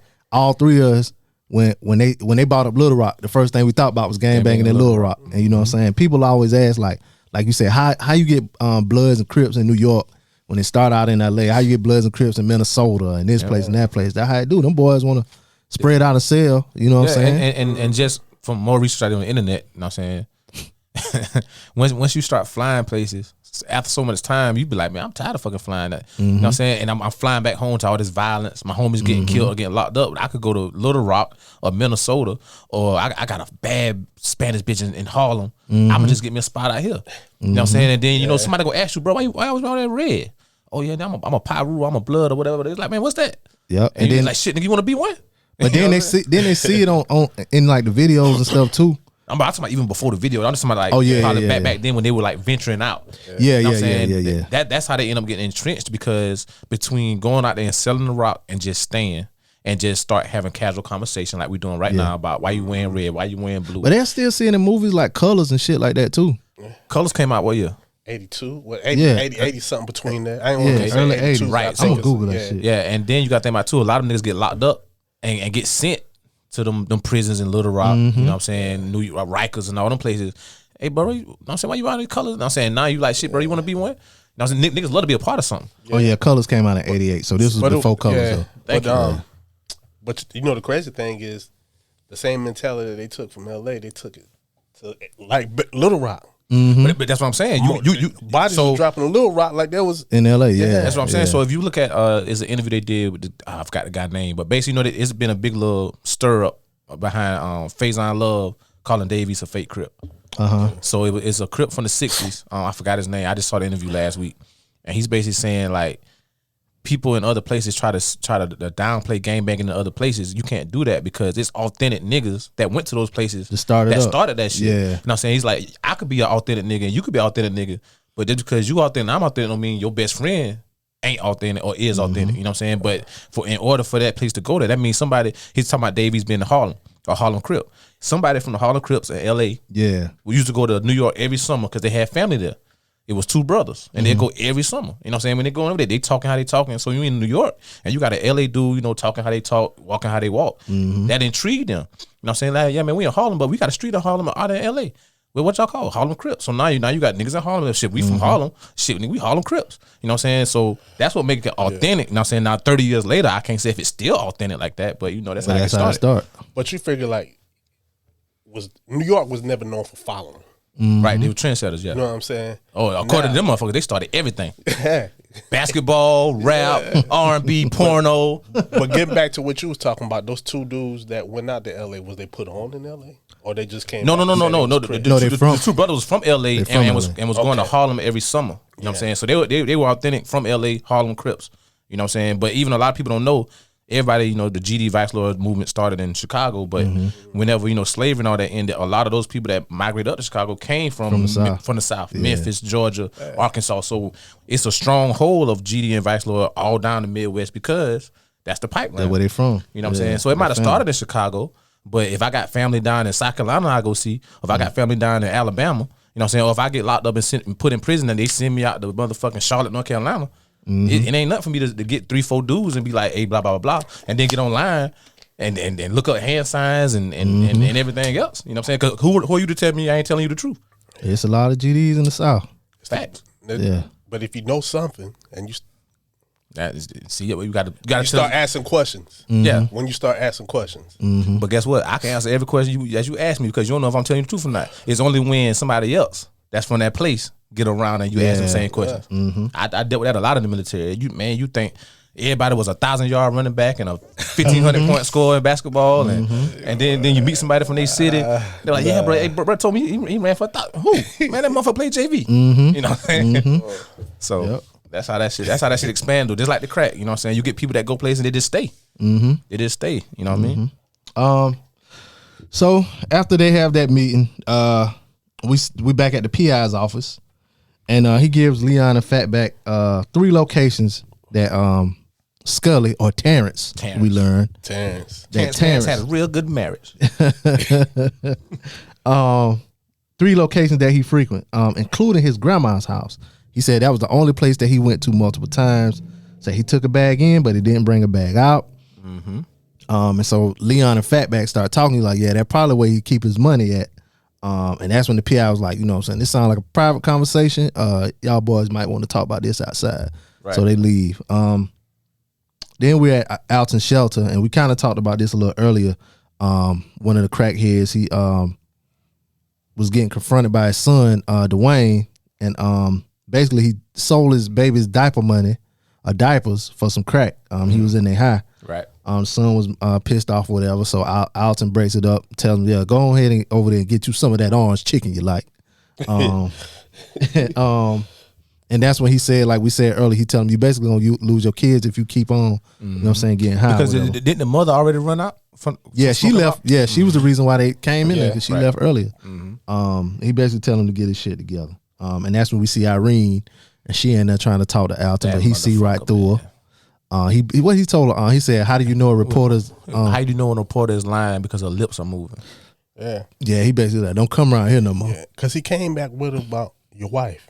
Yeah, she came at him wrong. Yeah. Yeah, he said, I haven't put my band back on. I Mhm. never said nothing about my He wife. said, I never mentioned my wife and I haven't worn my band since I sobered up. Mm-hmm. So. Oh, I looked you up. You seem like an interest. Yeah. Talking about you trying to write a story. Nope. He know this about. He's sober. He's sober. Now. Hey, what Jay-Z say? I see right through you, Judas. So then we see Lerp, and he's dropping off Franklin, and his PTSD kicking in. Well, nope, not even that. He was just basically that's really what it is. No, he said he thought he could do it, but he couldn't deal with all this bloodshed. His own people killing him. He said being in the war was different. Yeah, you know what I'm saying. That's still part of PTSD though. That's still something that he sees. You know what I'm saying? That brought back memories, like to see bloodshed from his people in the streets. That's something he saw. It's stressing him out. PTSD is stress from a triggering factor. Well, I took it as him not wanting it, like, you know, he could be his bodyguard or whatever, but him to go to war and be killing up his own people as opposed to some people. He ain't feel like that when they tried to set Scully up. He was with it then. He was, but he told you. He said, sometimes you gotta draw the line. Mm-hmm. He said this is where he draw his. Yeah, because he doubled his money. Yeah, that's when the shit kicked in. It reminded me of you know, we make references to other shows, but it reminded me of The Wire. One character, Omar, you know what I'm saying? Well, Omar basically told him like a man gotta have a code. Right. Yeah. You know what I'm saying? And it reminded me of Cuddy off The Wire too. When they was starting the war with Marlo. Yeah. And Cuddy basically went in there, was like, yeah, it ain't in me no more. Like that thing I used to like, it ain't in me no more. So it was, I don't think, like he said, he you know what I'm saying, he ain't no war, he ain't no street shooter, you know what I'm saying? He'll do it for the military, but I don't think you know what I'm saying. And like you say, it could be the PTSD and all of that too. I mean, it could be him personally. I really think PTSD got part to do with it. But like you said, he see the damage it doing. Because I take it back to Godfather of Harlem. You know what I'm saying? His right hand man came back from the Korean War, and he still was with everything. You know what I'm saying? So I think it's probably a mix of the PTSD and him personally. Yeah, I think they try, like a lot of times, like you saying, Godfather of Harlem, they try to make like the military people be so cutthroat, like they can do it. They can, if you kill it, you'll kill anywhere. Right. But I think this, you know what I'm saying, basically set Lerp apart, like make him say like he got a code, or you know, he like he said, you got to draw the line somewhere. Right. Yeah. So it kind of. Go ahead. No, I was gonna say it kind of make him more human than some of them other people. But you, not just the bodies that they laid down, but in LA at that time, do you know how many people was getting killed? Oh yeah. Yeah. There was a murder capital back then. They were running in people's houses with tanks with bull rams on the front. They say that. I was watching Cocaine Cowboys a couple of days ago. I was watching it again, and they basically had to like militarize the police because of how bad it was getting and stuff with the killing and stuff. And it wasn't all because of black people. Yeah, but it's because they had more powerful weapons in the police force. Yeah, like all those ARs, those AKs. You know, police came with the revolvers, and the government issued 40 caliber and a bulletproof vest. But you going to go take down a random traffic stop, and the motherfucker got a Uzi, a fucking M16, a grenade. You know what I'm saying? Like they wasn't equipped for that. That's why they had to militarize them. They wasn't equipped for that. But where they get it from? It's from us. Reed. Yeah, but us. Yeah, they had to get it from Reed. Yeah, us. Yeah. Actually, I kind of thought when they was missing them guns, I thought those was the guns that Franklin gave to Scully and them. You remember that? Well, you know, Scully never got the guns. That was just the setup to get them to the warehouse. Yeah, that is. So only gun he got was that big one. Yeah. Yeah. That was the bait. That was the bait. Yeah. So then we go to Irene's crib, and she walks in the house, and Marino in her house. Don't run. Don't scream. Don't scream. Yeah, them government people, boy, they'll find out about you. Oh yeah, because you got that. You don't call my mama, my sisters. Yep. You know what I'm saying? They're gonna tell me. Nah, I didn't even know he still had the connections to find out, you know, where she lived at. But he knew a whole. Well, he might still work there. Like when you calling and you calling the government. Like if you call my job, and you asking me, they might not let you know who I am. But he work for the government. No, we don't know where he is and all kind of stuff like that. You know what I'm saying? So they probably look out for each other. Especially he a field agent. Seem like he be out in the streets. You know what I'm saying? Oh, he still got a friend there. Mm-hmm. Oh, yeah, that too. Yeah. Yeah. And he been at her crib so long that he done look through her notes. Right. Look through all. He was like, yeah, you might want to keep this off site. Yeah, put it at an off site secure location. Yeah. And he know her whole story. Knows that she estranged from her husband. Know that it was some story she wrote that got her fired or something before. From another newspaper. Know that her daughter graduated college and don't really mess with her. Like he know the whole thing. The whole backstory, yeah. And that was a couple weeks ago. Yeah. Yeah. Yeah. So he basically give her all of his files. And he asked her like, cause she was like, well, who is behind all of this or whatever? He was like, well, who you think got the power to derail a DEA investigation and dissolve the murder charges when the key witness is a federal agent? And she was like, Ronald Reagan. He was like, yeah, you close. Yeah. So, you know what I'm saying? Somebody high up. But he gave her the files. He like, basically, you got to prove it. You know what I'm saying? She was like, well, you know, I just need something from you. He was like, nah, I'm not going to. I'm going to walk you through it. Because she was like, I get it published. So she was thinking he was just giving her the story to publish. He was like, nah, I don't want you to publish it. I want you to prove this shit to be right. Yeah, she wanted him to go on record. He was like, nah. He ain't doing that. Now you gonna die. Now you ain't gonna get me killed. Yeah. If you want to die behind this shit, you go right ahead. But you ain't about to give me killed. And what do you say? You got an hour of my time? Yeah, you got an hour. Yeah. I'm gonna walk you through it. But everybody keep telling them, man, this is as far as I'm gonna go. Yeah. And she keep going. Because like being in the military, everybody know something. It's always gonna be something above your pay grade. You know what I'm saying? Hey, what time we get off today? If we normally get off at 5, why we staying till 7 today? They gonna say, man, hey, that's about my pay grade. You gotta ask so and so. And that's why they telling, hey, this where it stopped for me. Like we just said, everybody gotta draw that line. That's where it stopped for me. And that would get a lot of people killed. They go a little bit too far. A little bit too far. A little too far. You ask too many questions. Shit, whatever. The born identity, the born supremacy, the born. You want to find some shit out? Go ahead. You're gonna get you killed. Yeah. Right. Curiosity. Kill the fucking cat. Yeah. Then we go into the final scene. We see Fatback Leon. Now I thought that was CJ sitting in the front seat driving. It was CJ. The other light skinned buddy I was talking about was in the back seat. He was in the back seat. Yeah. So CJ dead. Yeah. That's the you one. sure that's CJ? Yeah, that's the one Fatback pull out the car. I was hoping it wasn't CJ. It was him. Yeah. And of course, you know, social media spoils it. So I saw a little RIP post to him before I even saw it. Okay. So now for me, when I saw Poppy walking down the street with the shaved ice thing or whatever, I thought he was a hitman. If this had been some cartel shit, I would have saw that. You know what I'm saying? If that would have been like some cartel, Sinaloa, all the Cali cartel, then that'd have been something like that. Yeah, but being it was black beef. Yeah, I didn't know. But see, you don't know Scully Reach. Yeah. But he's still black. You know, back then Mexicans and blacks weren't fucking with each other. Yeah. Yeah, true. But still, I think they kept the camera on him because he was the reason that the other car stopped. Yeah. Okay, because I knew they were not at a stop sign. A stop sign or a red light. He tried to cross with the car, and you notice they slammed on brakes. They slammed on brakes. They did. Okay, I was like, that's bad editing. Like, I know that's not a stop sign. They're in the middle of the block. Yeah, and I was wondering why when I seen that too. I'm saying, why they park right there? Yeah, okay. That was a stop sign. Why they park right there? Because they was scouting out the grandma house. Yeah, but that I'm saying what kills me is so you know when you see the shooting pop off, they shooting side by side, right? Yeah. Poppy walk across the front, and he still get shot. Poppy had 9 holes in him, man. Yeah, Poppy was shot up. He was Swiss cheese.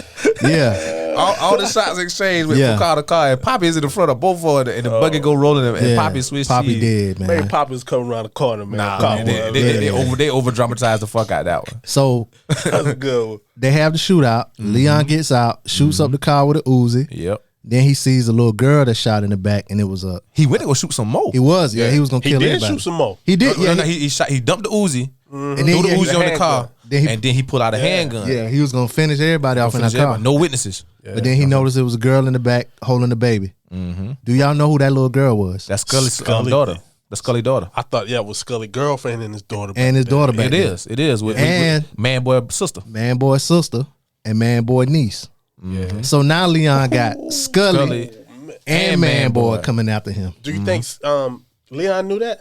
No, he didn't. I don't think he knew that. But you see his face when he got back in the car? But I think he was just shook that he killed the little girl. Kid, because you know he's never met the little girl. He knows that man boy, that Scully is man boy's sister, baby daddy. But I don't think he's never met the girl. You know, Leon just did that first introduction. You know what I'm saying that was that. I don't think he actually knows what the little girl looked like, or maybe even the woman. Yeah, you know what I'm saying? I think his whole remorse was just from I shot a kid. Yeah. I killed the kid. You know what I'm saying? And Franklin knows because he was at the church. Oh yeah, Franklin definitely know. But see, he don't know yet.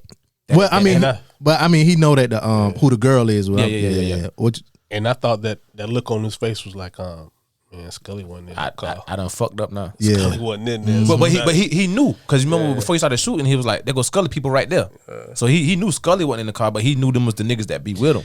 You know what I need him to do? Because this go back to The Wire season 4 with Naaman, and he had the long hair.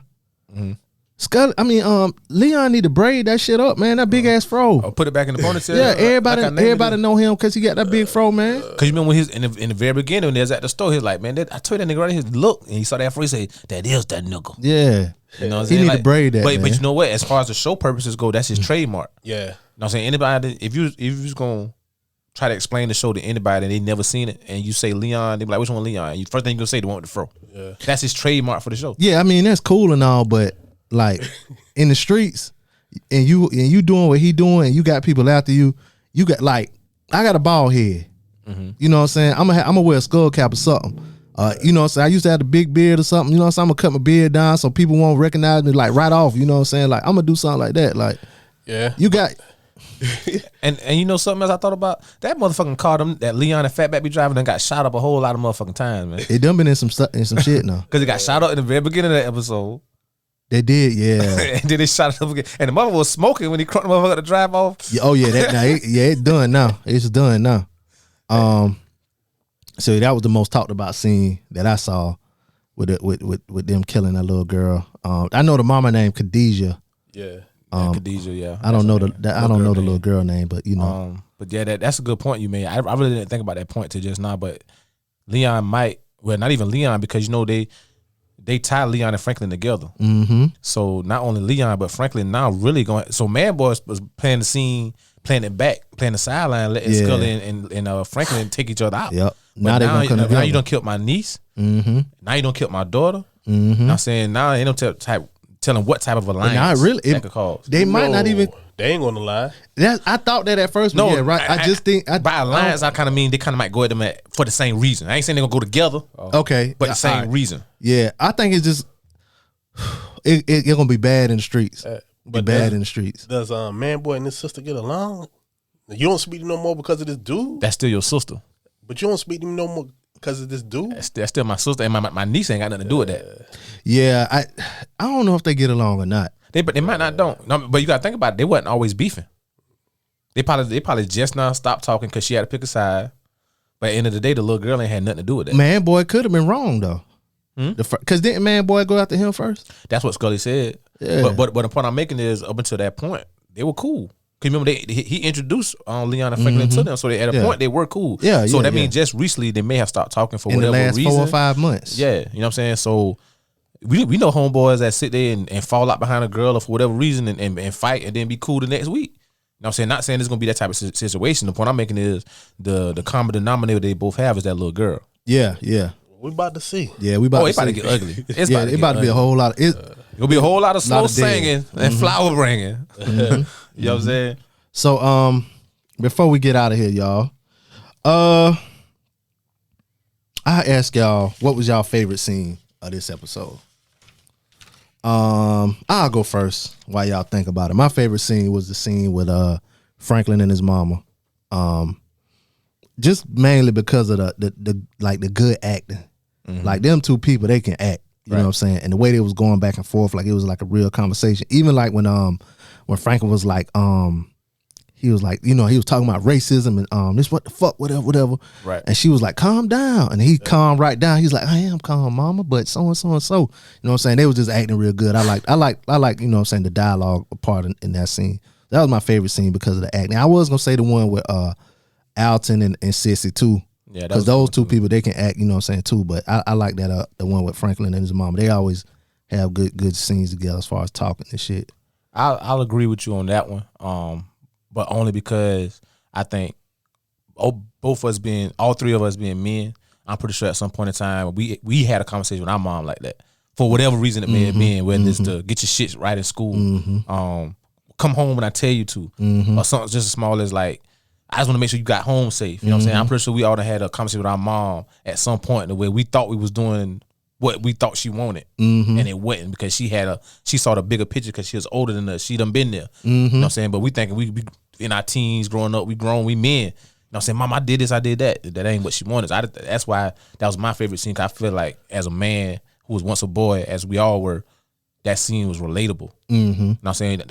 All of us might not can relate to being a kingpin, but we can all relate to having a conversation with our mom. Our mom had that look to be like, I'm really hurting her. You know what I'm saying? Yeah. What about you? What's your favorite scene of the episode? It's with him and his bodyguard. Oh, and him and Lurk. Yeah. Lurk told you I can't go on no more. He was hurt too. Yeah, He you was. seen the way he got out? And he was scared. Yeah, because you got Rigger. Peach is down. Manpower's down. Unc scared. Now you didn't let the veteran go. Yeah, The veteran yeah. said he gonna go. And he was calling him sir the whole time. Sir too. the whole yeah. You know it hurt him the bell, but he's just like, I can't do it. Yeah, he couldn't look at him. Yeah. But I respect it though. Yeah, he couldn't look at him. Yeah. I respect him for letting him know up front I can't go no more, because he could have left him in a bad spot when some shit popped off, and he, you know what I'm saying? I respect Franklin because he didn't want to let him go. Yeah. No, he tried everything. He did. everything. Not give you more money. But then when you look at it, right? Nah, you didn't let somebody real close to you go. Right. Now, Somebody he been with every day. And now you don't know if he want to go or is he going to somebody else to come back and get you. Oh yeah. Yeah. That's the way to look at it too. And a way Lurk could look at it is this man gonna have me killed now because I know too much. But see, he know the other part. He know he ain't no. Yeah. Yeah. Oh, you can say it. Say it. Yeah, you know he ain't really no killer. Yeah. And he ain't did nothing to him. But sometimes they call it tying loose ends. Yeah. But I don't think he'll kill dude. Nah. But Lurk being military, that might be a thought he have. But one thing about Franklin though, Franklin think everything got to do with money. The first thing somebody say something that he try to always get people with money. A lot of times it ain't money. Sometimes for some people it's principle. Right. Yeah. And sometimes everybody, like if I know a person, I know they don't got no kind of code. You know what I'm saying? I can't deal with nobody like that. You know what I'm saying? Like you got to have some kind of morals or something. Yeah. Even people that hustle and stuff like that. You know what I'm saying? You got to handle stuff a certain way, and if you don't, I can't really deal with people like that. So he got his own code about him or whatever. He ain't gonna just do anything. And some people they think money is everything. Yeah, and money ain't everything. You know what I'm saying? Sometimes peace of mind, and it's his peace of mind to not be able to not have to do that type of stuff. And I ain't know that wasn't his car. Oh, that wasn't Franklin car. Yeah, that was Lurk car. Yeah, that was Lurk It was car. Alert putting his car. He His put own everything car. on. He put everything on the line for Franklin. Who do y'all think won the episode? Who came out on top? So last episode I said the reporter won. I said the reporter won again. You know what I'm saying? And I only say that because now for Marino, she has like concrete evidence and information that kind of gives her even more than what she already had. So before she got all that information from Mel, and then she got the information from the other cop that used to work with Andre. But now it is coming from a FBI. No CIA? No, he was CIA. FBI. He was FBI. Yeah, a DEA. A DEA. He was DEA. He was Yeah, DEA. he DEA. You know what I'm saying? So he not only did he go through her work, but remember he handed her a thick ass file that she opened. Yeah. So the reason why I say she won is because we all know what her motive is. Yeah, she getting closer. And she getting closer to her motive. Yeah, because he told her he was like, you think it's about Franklin Saint, You think you think it's about Thomas Reed Thompson. Yeah. It ain't. You know what I'm saying? So she really don't need that story from Alton no more. Nah. That was just her just poking the bell. Yeah. You know what I mean? It's going away from Franklin. Yeah, it's bigger than that. It's bigger than Nino Brown, baby. Maybe Nino Brown, baby. It's Nino Brown's all across the world. Yeah. So I think she won, man, because every episode she getting closer and closer and closer. Yeah. She probably gonna win a whole lot of episodes. So I'm gonna say somebody else who I think won the episode. Fucking Angela Valdez. That's why I like her. That's why I look at her like Angela. Yeah, she a little bit. She worse than Angela though, because at least Angela was like she worked in law enforcement or something like that. Old girl just a reporter. But that's a reporter job. She just don't got no life. Yeah, that too. yeah. She trying to feel something. But nigga, like you follow Tanya Brown on Facebook? This motherfucker posting something every motherfucking day. Yeah, she posted last night about major drug dealers got arrested in Dawson. For real? Yeah. We'll talk about that off air. Well, Dawson County. I'm sorry. Okay. Dawson County. Yeah. Okay. Since you said her, I'll say Wanda won because she finally gonna get clean. Man, you don't know that, man. You been saying that for 3 episodes. Let me have hope for this young black queen. She was a black queen, now she a crack fiend. So I'll say Wanda won because I think she gonna get clean. I hope, Lord, I hope. And and she got the love of Lee, who was on the run now. So I give it to her. She had a good night with Leon. Yeah, she did. You know, he spent the night with his old baby. And when he did that dumb shit the very next day. You think she did? No, oh, he Leon did. did. Yeah. Yeah. What about you? Who you think won or came out on top? Did the best this episode? Lurk. That's his name, right? Lurk. Yeah. Cause he out now. Yeah, he out. You right. Yeah. Yeah, his conscience is clear. Yeah. Yeah. And he got out clean so far. And he got out clean. And you can really see he for his people. Yeah. Because he said he was like, I didn't want to, you know, us killing us. I ain't thought it was gonna be that. And you know why? Like just being a veteran and just talking to other veterans, the Vietnam War was one of those wars like when people came home, like it was like one of the heights of civil rights movement. So I come from out this jungle, possibly a war hero, and you treat me like shit when I get here. Mm-hmm. So my people, that's all I got. Yeah. And to see y'all mowing each other down in the streets. Yeah. Y'all strung out on crack and this and that. You know what I'm saying? This ain't what I want. This ain't what I want to come home to. You know what I'm saying? When the Vietnam War was in the 70s? The 70s. 70s. Okay. Well, they came home. They came home on heroin and all that the heroin and the heroin and all that. So when they came back from there. Yeah, but that crack, that shit was. I mean, heroin did it too, but crack was. Yeah, it was cheaper, so everybody could get on that shit. Then everybody wasn't on heroin like that. Yeah. But you look back. Let's take it back now. Take it back to your boy Frank in that movie. Mm-hmm. Heroin was everywhere then. It was. Yeah. It was. But it was because you knew a heroin fiend before you knew a crack fiend. Well, you know what's crazy? We all from Darlington. I've never heard of heroin in Darlington until probably I never heard of heroin in Darlington. Until I was in my 30s when I first heard like somebody had heroin in Darlington or somebody. I heard about it a little later. It was like the black tar shit though. It wasn't like the real. Yeah, you know what I'm saying. Like I heard about coke, crack, pills, all that shit, but I never heard about heroin being dealt or done in Darlington. And I could be wrong. You're older than me, so if I'm wrong, if you feel like it, you can elaborate. I grew up somewhere else. Oh, okay. Okay. This is my home. I grew up somewhere else. Okay. So I seen a lot of stuff. Okay. Then. So but the point I'm making is we knew about crack. Yeah. You know what I'm saying? But we didn't know about heroin in the 80s in Dawson. But you know what though? A lot of people call all, like, if you a fiend, they be like, you a crackhead, you a crackhead. But everybody don't be a crackhead though. You know what I'm saying? Because, crack broke families up. It did. Crack broke neighborhoods up. And it was right there on TV and everything. Mm-hmm. Yeah, I think the biggest issue they had with the crack was, like you said, was breaking up the homes and the crime rate.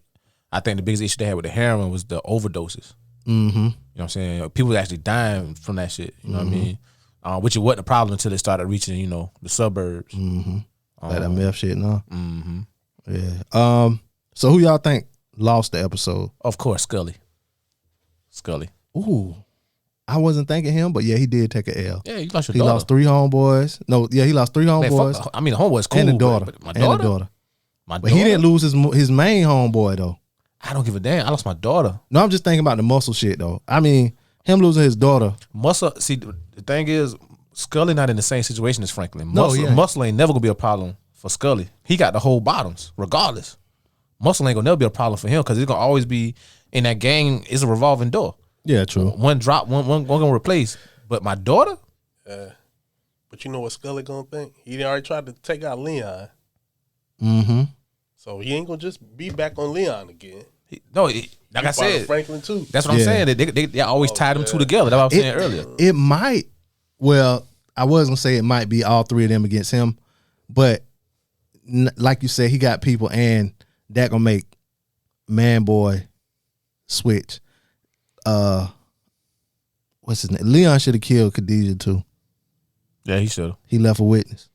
Yeah, but that's part of the drama. Oh yeah, true. Reed gonna come clean all that up.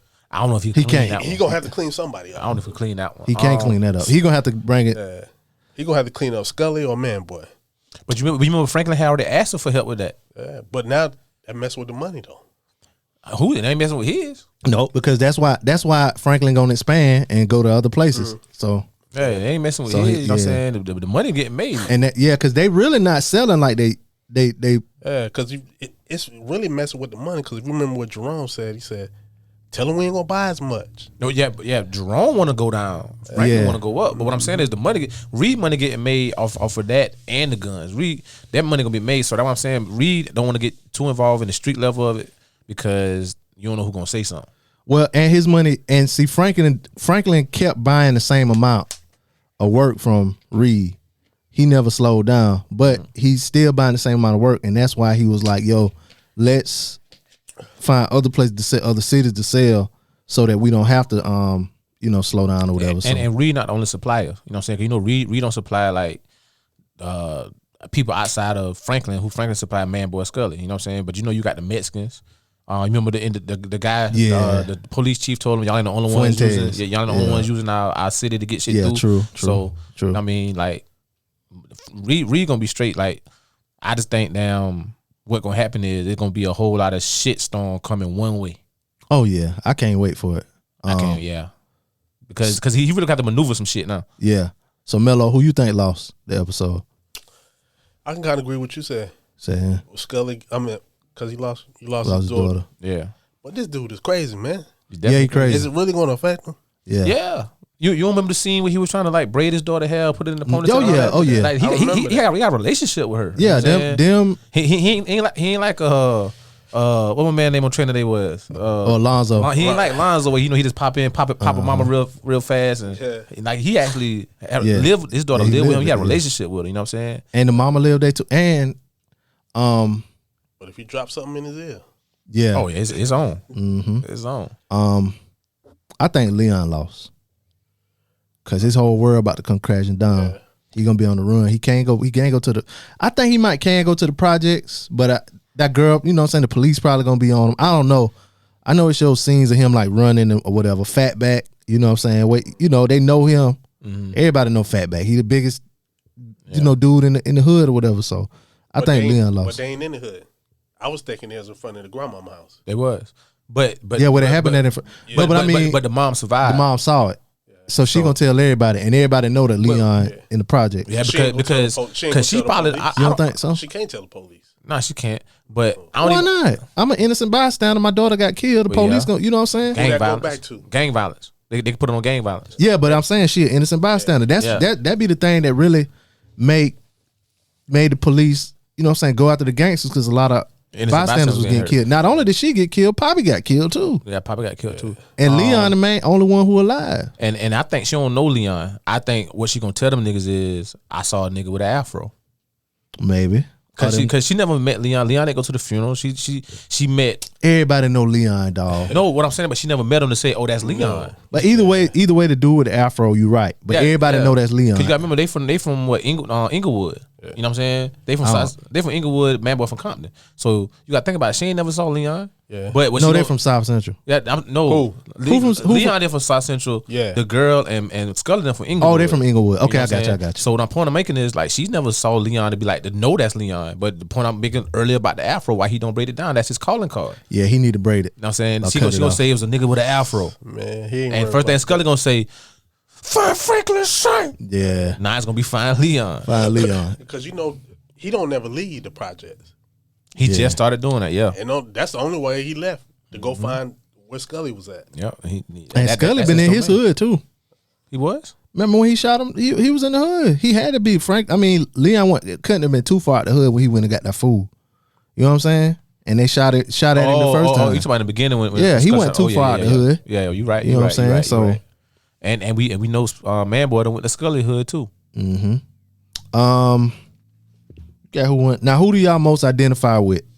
In the episode, I identify with Lurk. Yeah, that's what I was gonna say too. I identify with Lurk just from the fact of everything that we already said. Mm-hmm. Being a veteran myself, having to make the decision was like, and I was a veteran during the height of the enduring freedom, Iraqi freedom war. Mm-hmm. You know what I'm saying? That's the most bloodiest war where we had the most deaths on our side ever. That's the first or the second one? The second time. I was in the second time. Okay. What was it, like 04? 06. Oh, you was in 06. 06. So we first bombed in 02. I remember that. You know what I'm saying? I got some homies that was over there. You know what I mean? So that shit was wild. So that was the first wave. 06 to like 09 was like the height of it. You know what I'm saying? 2011 to now, we kind of ramping down. But It's crazy that shit's still going on. Nobody wants to talk about it. Because it's more under control now. Like it's more so it's kind of like Vietnam. We first went over there, we didn't know what we was getting into. We went into a desert. It's 120 degrees. We got to build runways for planes to land, for helicopters to land. We got to get the Humvees built over here and get them shipped over there. So we got Navy ships carrying stuff. We got planes carrying stuff. Then we get there. Now you're dealing with a people that their whole cause is a religious purpose. So they don't care about killing themselves. So you don't know who's friend, who foe. Because you ain't got no flag. Yeah, we got alliances over there that we think are our friends that help us, whether they're interpreters or whether we trying to train their military. You know what I'm saying? Now you got random car bombs, you got RPGs, you know what I'm saying? IED. So we didn't know what we was getting into. So it came a point to where it was like, if I get out, being from Dawes, in my mindset was, I'm gonna get out, go work at Dixie Cup, or should I stay in? You know what I'm saying? And I was just so fed up with being over there. And when I was over there, it was brief. You know what I'm saying? I only did like a 6-month tour. And half of it was on the ocean, but it was just little shit like that. Like, I don't want to do this shit no more. And I chose to come home, but like I said, there's a point where a man got to draw a line for whatever the reason may be. You know what I'm saying? My reason was I was missing my family. I had a cousin, Miss Bishop. Miss Bishop, her son had just got killed at state. He was about to graduate in December. He got killed in October. I came home in December. I enrolled in state. That's one of the reasons why I enrolled.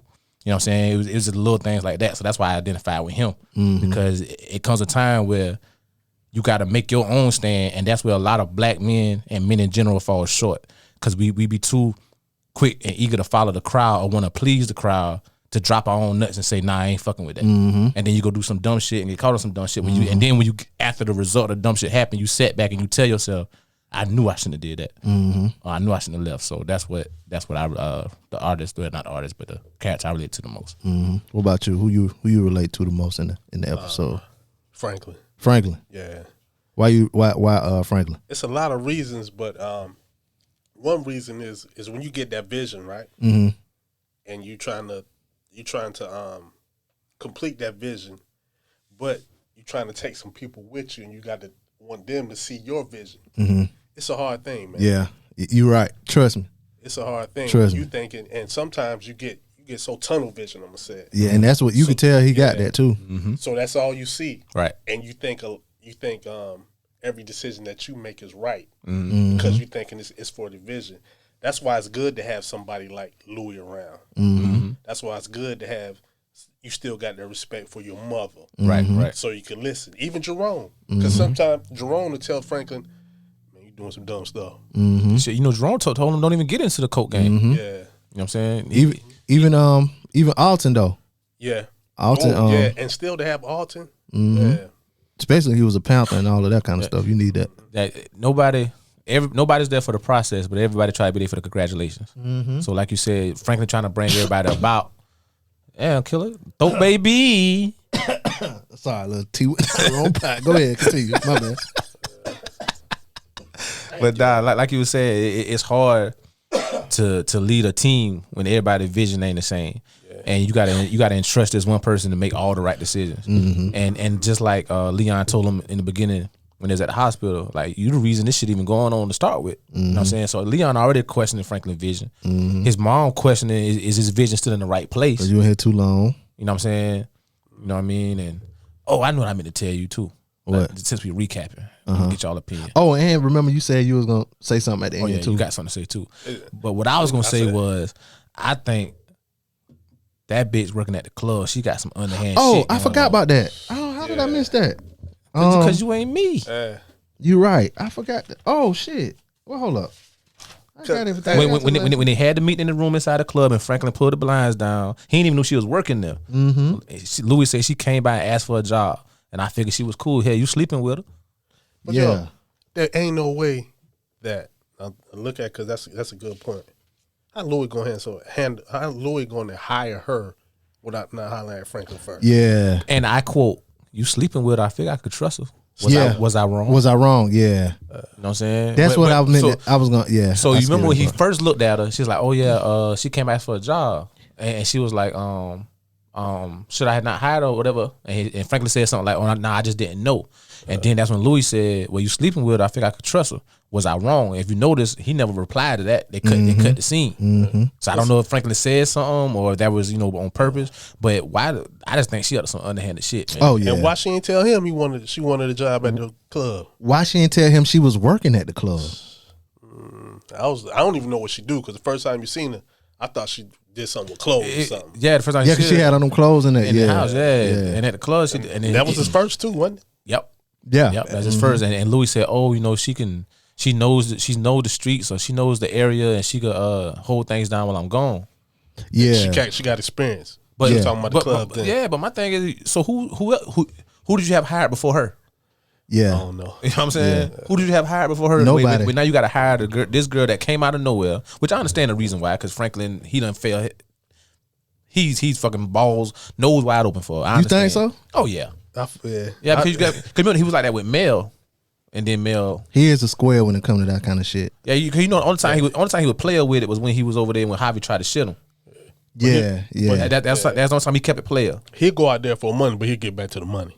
Yeah, but remember when he was out there, he popped him a little something. Yeah, she helped him. He trusted her too. Yeah, yeah. Again, being trusted square. her, yeah. You know what I'm saying? Yeah. But he didn't have nobody else to trust out there. You're right. At that moment, he had to trust somebody. He really didn't trust Ivy. Ivy had him out there, but Ivy was doing some underhanded stuff too. You know what I'm saying? Yeah. So I look at. I ain't gonna say Louis doing that side. I don't think she was thinking clearly when she hired that girl though. But we're gonna see. Yeah, we got no choice. We got no choice. Only thing about that is I feel like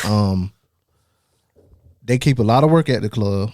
Yeah, they keep a lot of money at the club. So I forgot about that. That was episode 1. Yeah. So that's gonna come back to bite Louis. So Fatback and Leon say that must be where he keep the money at. Talking about Scully's grandparents' house. Now this Tanasi suddenly working at the club, and that's where Franklin keep some of the work and some of the money at. Because I think like she got to have a connection to either Man Boy or Scully. She got to. You know what I'm saying? And I wouldn't be surprised if it's Man Boy because he been the smart one the whole time. I thought Scully, because Scully sent the girl in to kill Man Boy now, but it might be Man Boy. You might be right because she a little bit too patient with it. That seemed like some Man Boy. Because even when the shoot happened with Scully, she was like, "Well, I could call my homegirl so that worked down at the strip club with Scully's cousin or something like that." You know what I'm saying? Like she had to go through some people to actually find out what's going on with Scully. And she might have grew up, you know what I'm saying, in they part of South Central, or whatever. But she might got family in Inglewood or whatever. So no, Compton Compton or Inglewood. You never know. Yeah, you never know. Yeah, but I just think she up to some shit though. But Franklin's a good look for her. She's secure with Franklin. Yeah. She ain't safe right now, but it's still a good look for her though. But you remember, she don't know she ain't safe. Yeah, she don't know that, but she kind of do. No, she kind of do. She do. Yeah, she do. The whole shit with Scully. Because she can't. Because even it played at the beginning of this episode. She was like, "Yeah, he's shot, but he ain't dead. He just mad. He mad. Just real mad. But but even in the beginning in episode 1 when she first came in, Franklin said, "I should have known you was gonna be here." And she's like, "Why you figure that?" She's like, "Cause you know all the right people, and you know all the who's the who, and you know what I'm saying. You in all the parties. So that means she could have been secure with anybody." Yeah, it's some people like that though, that they know the right people, know all the people, and all you got to do is Snap and Instagram. Them shorters you see that's in the club Wednesday through Sunday in somebody's section buying bottles, but you never see the niggas. Oh yeah, she's one of them. Yeah, I feel. I think she bought a business though. Definitely. But what business she got? I don't know. I mean, you take self-preservation. I don't know. I think we might find out why she was away. Cause didn't she go away and come back or something like that? Didn't they say that in the first episode? Nah, she went off to school. They didn't say that. They didn't say he went off to school. Franklin went off to school. Yeah, he went off. Yeah. She said, "I didn't think I'd see you back here." Didn't she? No, she said, she said, I never thought I'd see you in this line of work. Yeah. Oh, okay. And she was like, I heard some things. And she's like, what? She's like, college. What did you say? Prep school kid or prep college bound kid shot 3 times. Da da da. So basically, she's saying, I was holding you in this light. You know what I'm saying? Now but you this. But I'm willing to fuck with you. Why you this? You know what I'm saying? So that was a good episode. Great episode. What was the writer name? Hiram Martinez, I think that's what it is. Hiram Martinez, you did a good one with that one. Oh yeah. It was a team of them, but I'm not gonna listen to all of them. He's the first one on there, so we're gonna go with him. What you think will happen next episode? We might be totally off. What you think? We kind of was. I know I was totally off. Yeah. I think it's gonna be a whole lot of running. I think what's his name? Leon better have his Nike Cortezes tied tight or his Adidas Superstars tied tight, cause he gonna have to do a whole lot of running. Or he gotta be war ready. He ain't got. Yeah, I mean, cause Scully got a project. He got a project. Yeah. Got to see who got the biggest war chest. Yep. See who got last who. Yeah. What you think gonna happen? Man, I think the reporter gonna get too close for comfort next episode. I think, to be honest, I think a very key character is gonna die next episode. Like of course we know it ain't gonna probably be Franklin, but I really think like either Louis or Jerome or somebody. Leon, yeah, somebody close. Cause you know what I'm saying, it's about mid season. You know what I'm saying, about time for that high drama. You know what I'm saying? The little girl getting killed wasn't enough high drama. Oh, that was the pivot. That was the trigger. Trigger. Leon and Louis going to Jerome and they going to Little Rock. But there's been times where people got caught leaving. You don't think they gonna make it? Look at what's that? Lonzo. Lonzo was trying to get to the airport. Trying to get out, yeah. You know what I'm saying? You can shoot me, but you can't kill me. Yeah, you shoot, but you can't kill me. I'm winning anymore. What about you? What do you think will happen next episode? Leon and Franklin gonna get back together and team up. Yeah, they still ain't that strong together though. Nah, they not. Leon is. Franklin ain't. Leon but Leon can't go nowhere. He can't. He on the run. Your safest places in them projects. That's what I'm saying. But he normally didn't leave outside of the most he left outside of projects was in the first 2 or 3 seasons when he was always at Franklin and Louis them house. Yeah. But now they don't got no work, so they don't got no work. They got no work. No, they should be done. Cause they had like one left. They had like one bird. You're right. Left. Yeah, they should be done. So, but it might be in his interest to mess with Franklin, and make it about this war, but also be like, go ahead, and get me straight while I help you. But you know the crazy thing is everybody interested to holler at Franklin. Scully's too. Mm-hmm. Oh yeah, Man Boy. Yeah, but well, not Man Boy, because remember Louis said Man Boy always trying to find other people to get the product from. Cheaper. Yeah. So Man Boy maybe not so. But when it comes to us, Franklin got it. Yeah. Because you can't go over there till you see what happened when you try to go to the essays. Yeah. But I'm thinking at this point, I don't think Franklin probably the only black guy that got coke at this point. I don't think he's the only one. Maybe he's the only person in South Central, but you got to remember they from Inglewood and Compton. You he got that good though. Yeah, he got the good. He got the good, but who's to say whoever was true. Somebody else might have the counterpart, the free Ricky back then ain't had it by now. Ain't nobody A1 like Franklin. Remember, he come from the government. Yeah, he getting that A1 Puerto Rico. Mm-hmm. You know what I'm saying? But and you know what's crazy? I always wonder how it was getting over now. Cause you remember Reed killed Buddy. Oh, it's still getting through there. He dead. But I'm saying, so remember they was making it in that one little area. Mm-hmm. And remember the little boy was an informant. They killed the little boy in the jungle. And remember they said they had to pick up and move the camp. Oh yeah. And then we kind of just lost touch with who was making it. And well, wherever they're getting it made, it's still getting made. It's still and it's pure. Yeah, but see, they're not flying it over no more. He ain't doing it. He driving it through Tijuana. Yeah, you know what I'm saying. So they got that dude out, the $100,000 dude out. Mm-hmm. You know what I'm saying. So, but that's the thing that the guy came to talk to him about. Like we don't know who they gonna replace him with now. Oh yeah, true. And they might replace him with a motherfucker that's really about stopping crime. Yeah. Because you remember, like going into mid to late 80s was when they started trying to crack down, not in Tijuana, but when they tried to crack down on the cartels. But that's when, when they did that with that campaign, right? Mm-hmm. That's when that's when the most came in. Mm-hmm. Yeah, but on the surface, we got to make it. Well, really, it was going on the same time though. Like they were saying that, but they were saying just say no and all of that. Stop the crime and all of that. Yeah. But the other people, like the president, didn't know that these people, the CIA and all these people, had this going on on the side. To do this because we assume he don't know. No, he didn't know. They almost went to jail behind it because the thing I was talking about with them with the weapons and all of that, it wasn't illegal per se. It was something about it. It's some like to do covert operations with those agencies or whatever. It kind of got to be signed off by the president, and something they didn't get done as far as getting it signed off. And because of that, like the weapons deal part of it. Because of that, the president almost was impeached and almost was Who was the president? Was it Reagan? Reagan, yeah, it was Reagan. And he basically gave him the okay, but they never did the paperwork for it. And because they didn't do the paperwork, that's what it was. So he didn't know certain parts of it. You know what I'm saying? His like the people under him, one of the main people that people know is Oliver North. You know what I'm saying? He was like the head military dude back then. There was a couple other names or whatever that did know and you know, pull some strings up, you know what I'm saying? Some underhanded strings to get all this stuff done. But like these people saying just say no, but these people's like, yo, we got to get this done over here. Yeah. And this how we gonna fund it or whatever. Right. But so how much of it you think is true when they say the government was giving coke to the hood to try to destroy the black population? I think it's kind of just like Snowfall. Like the CIA was like, we got this drug, we got a Franklin Saint selling the drug. You know what I'm saying?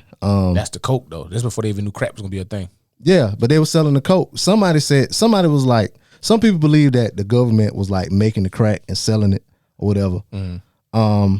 But I was talking to somebody, they was like, because I figured like who gonna experiment on their coke to make crack or whatever. There was like people was kind of doing that with freebase. You know what I'm saying? Really, coke is just freebase without the ether. Right. You know what I'm saying? Because people was burning it, you know what I'm saying, catching themselves on fire with the ether or whatever. So with people cooking up the crack, it made it a safer way for them to get high.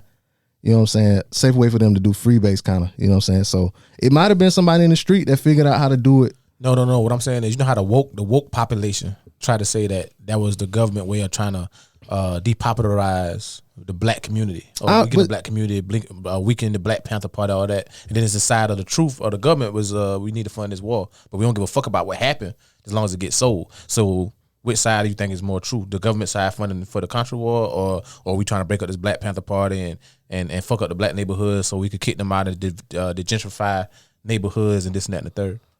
I think it's a little bit of both. I think it's more along the lines of with it like messing up the black neighborhoods or whatever. I think it was just the government getting lucky with that. Because you don't know how people cost of doing business. Yeah, because I don't think nobody can foresee what the drug use as far as that kind of stuff was going to do. Like you can't predict that it's going to be all this violence. You know what I'm saying? You can't predict it's going to be that addictive the way you know what I'm saying? Like a lot of the stuff you can't really predict. That's why I say that they got lucky. Right. In order to like basically break down the whole neighborhoods and stuff like that, whole areas of because you know they said that's one of the main ways they broke up the Black Panther Party out in that section that was in like Cali and LA and all that. But you know that would not crack. In Oakland, yeah. Now, well, I mean, if you realize when they went and got the recipe, where they got the recipe from? Oakland. Mm-hmm. You're right.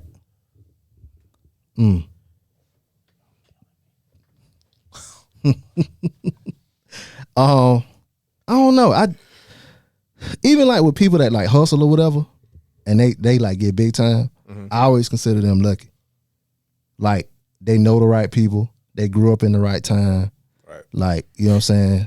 Everybody, like, if you put 10 people out and say go hustle, 9 of them ain't gonna do it, but it's gonna be that one who know the right person, you know what I'm saying, who got a connection with it. Just like anything in life, like you connected. You know what I'm saying? You got a certain set of skills or whatever, you can do it, you know what I'm saying? It takes skill to be the big time man or whatever. You know what I'm saying? But for anything you gotta be prepared too. Yeah. That's a part of luck though, to me. You know what I'm saying? When the opportunity comes, you gotta be ready. Yeah. So yeah, that's like when Franklin first met Harvey. And he was just going to cop with a zone for the white boy, a coke. And Harvey was like, I don't sell at least I don't sell grams and I don't sell the kids. I deal in kilos. And Franklin just had the mindset to say, well, front me a key. Yeah. Everybody else wouldn't have did that. Everybody wouldn't have put that vest on either. And it shocked me that he even knew what the fuck a key of coke was at that time. Because you know that was a drug for the rich folks. Rich people, yeah. But he was smart, and you see look who he was hanging with though. Right. Yeah. Well, he lived with them. So yeah, but I would have never thought at that age to call it a key. You know what I'm saying? If you just come around with a couple grams, like for my mom and pop bringing these grams for our actors to use while they recording and partying, I'd have never thought to call it a key. Well, maybe they probably, back then. Oh, I mean, it's still TV now. I mean, it is TV, Still but TV. I mean, yeah. So, I guess. Yeah, I remember what. Ooh, I was about to tell them. Anyway, so y'all check us out. Hey, hold on. Do like the books and the movies doing just changing names? I can't change the name because I was about to talk about me. Can't let everybody know where they can find you on social media, bro. Man, Facebook Hennessy Blacks, Instagram Hennessy Black 2 C's instead of C and a K. Snapchat Hen on the Rocks. Get at me. Let me know. Do your reviews. Tap in with us. Melwick, you want to be found on social media? No, just tell them to ask you. Yeah, y'all want to find him? Ask me. You can find me on social media. Preacher_BP. Email. You can email the show djblazeshow@gmail.com. You can call us up. Let us know what you think. 404-436-2370. Thank y'all for listening. It's your boy Be Easy. It's your boy Kane. It's me, Mel. And we out. Sam, just smoke crack, don't you?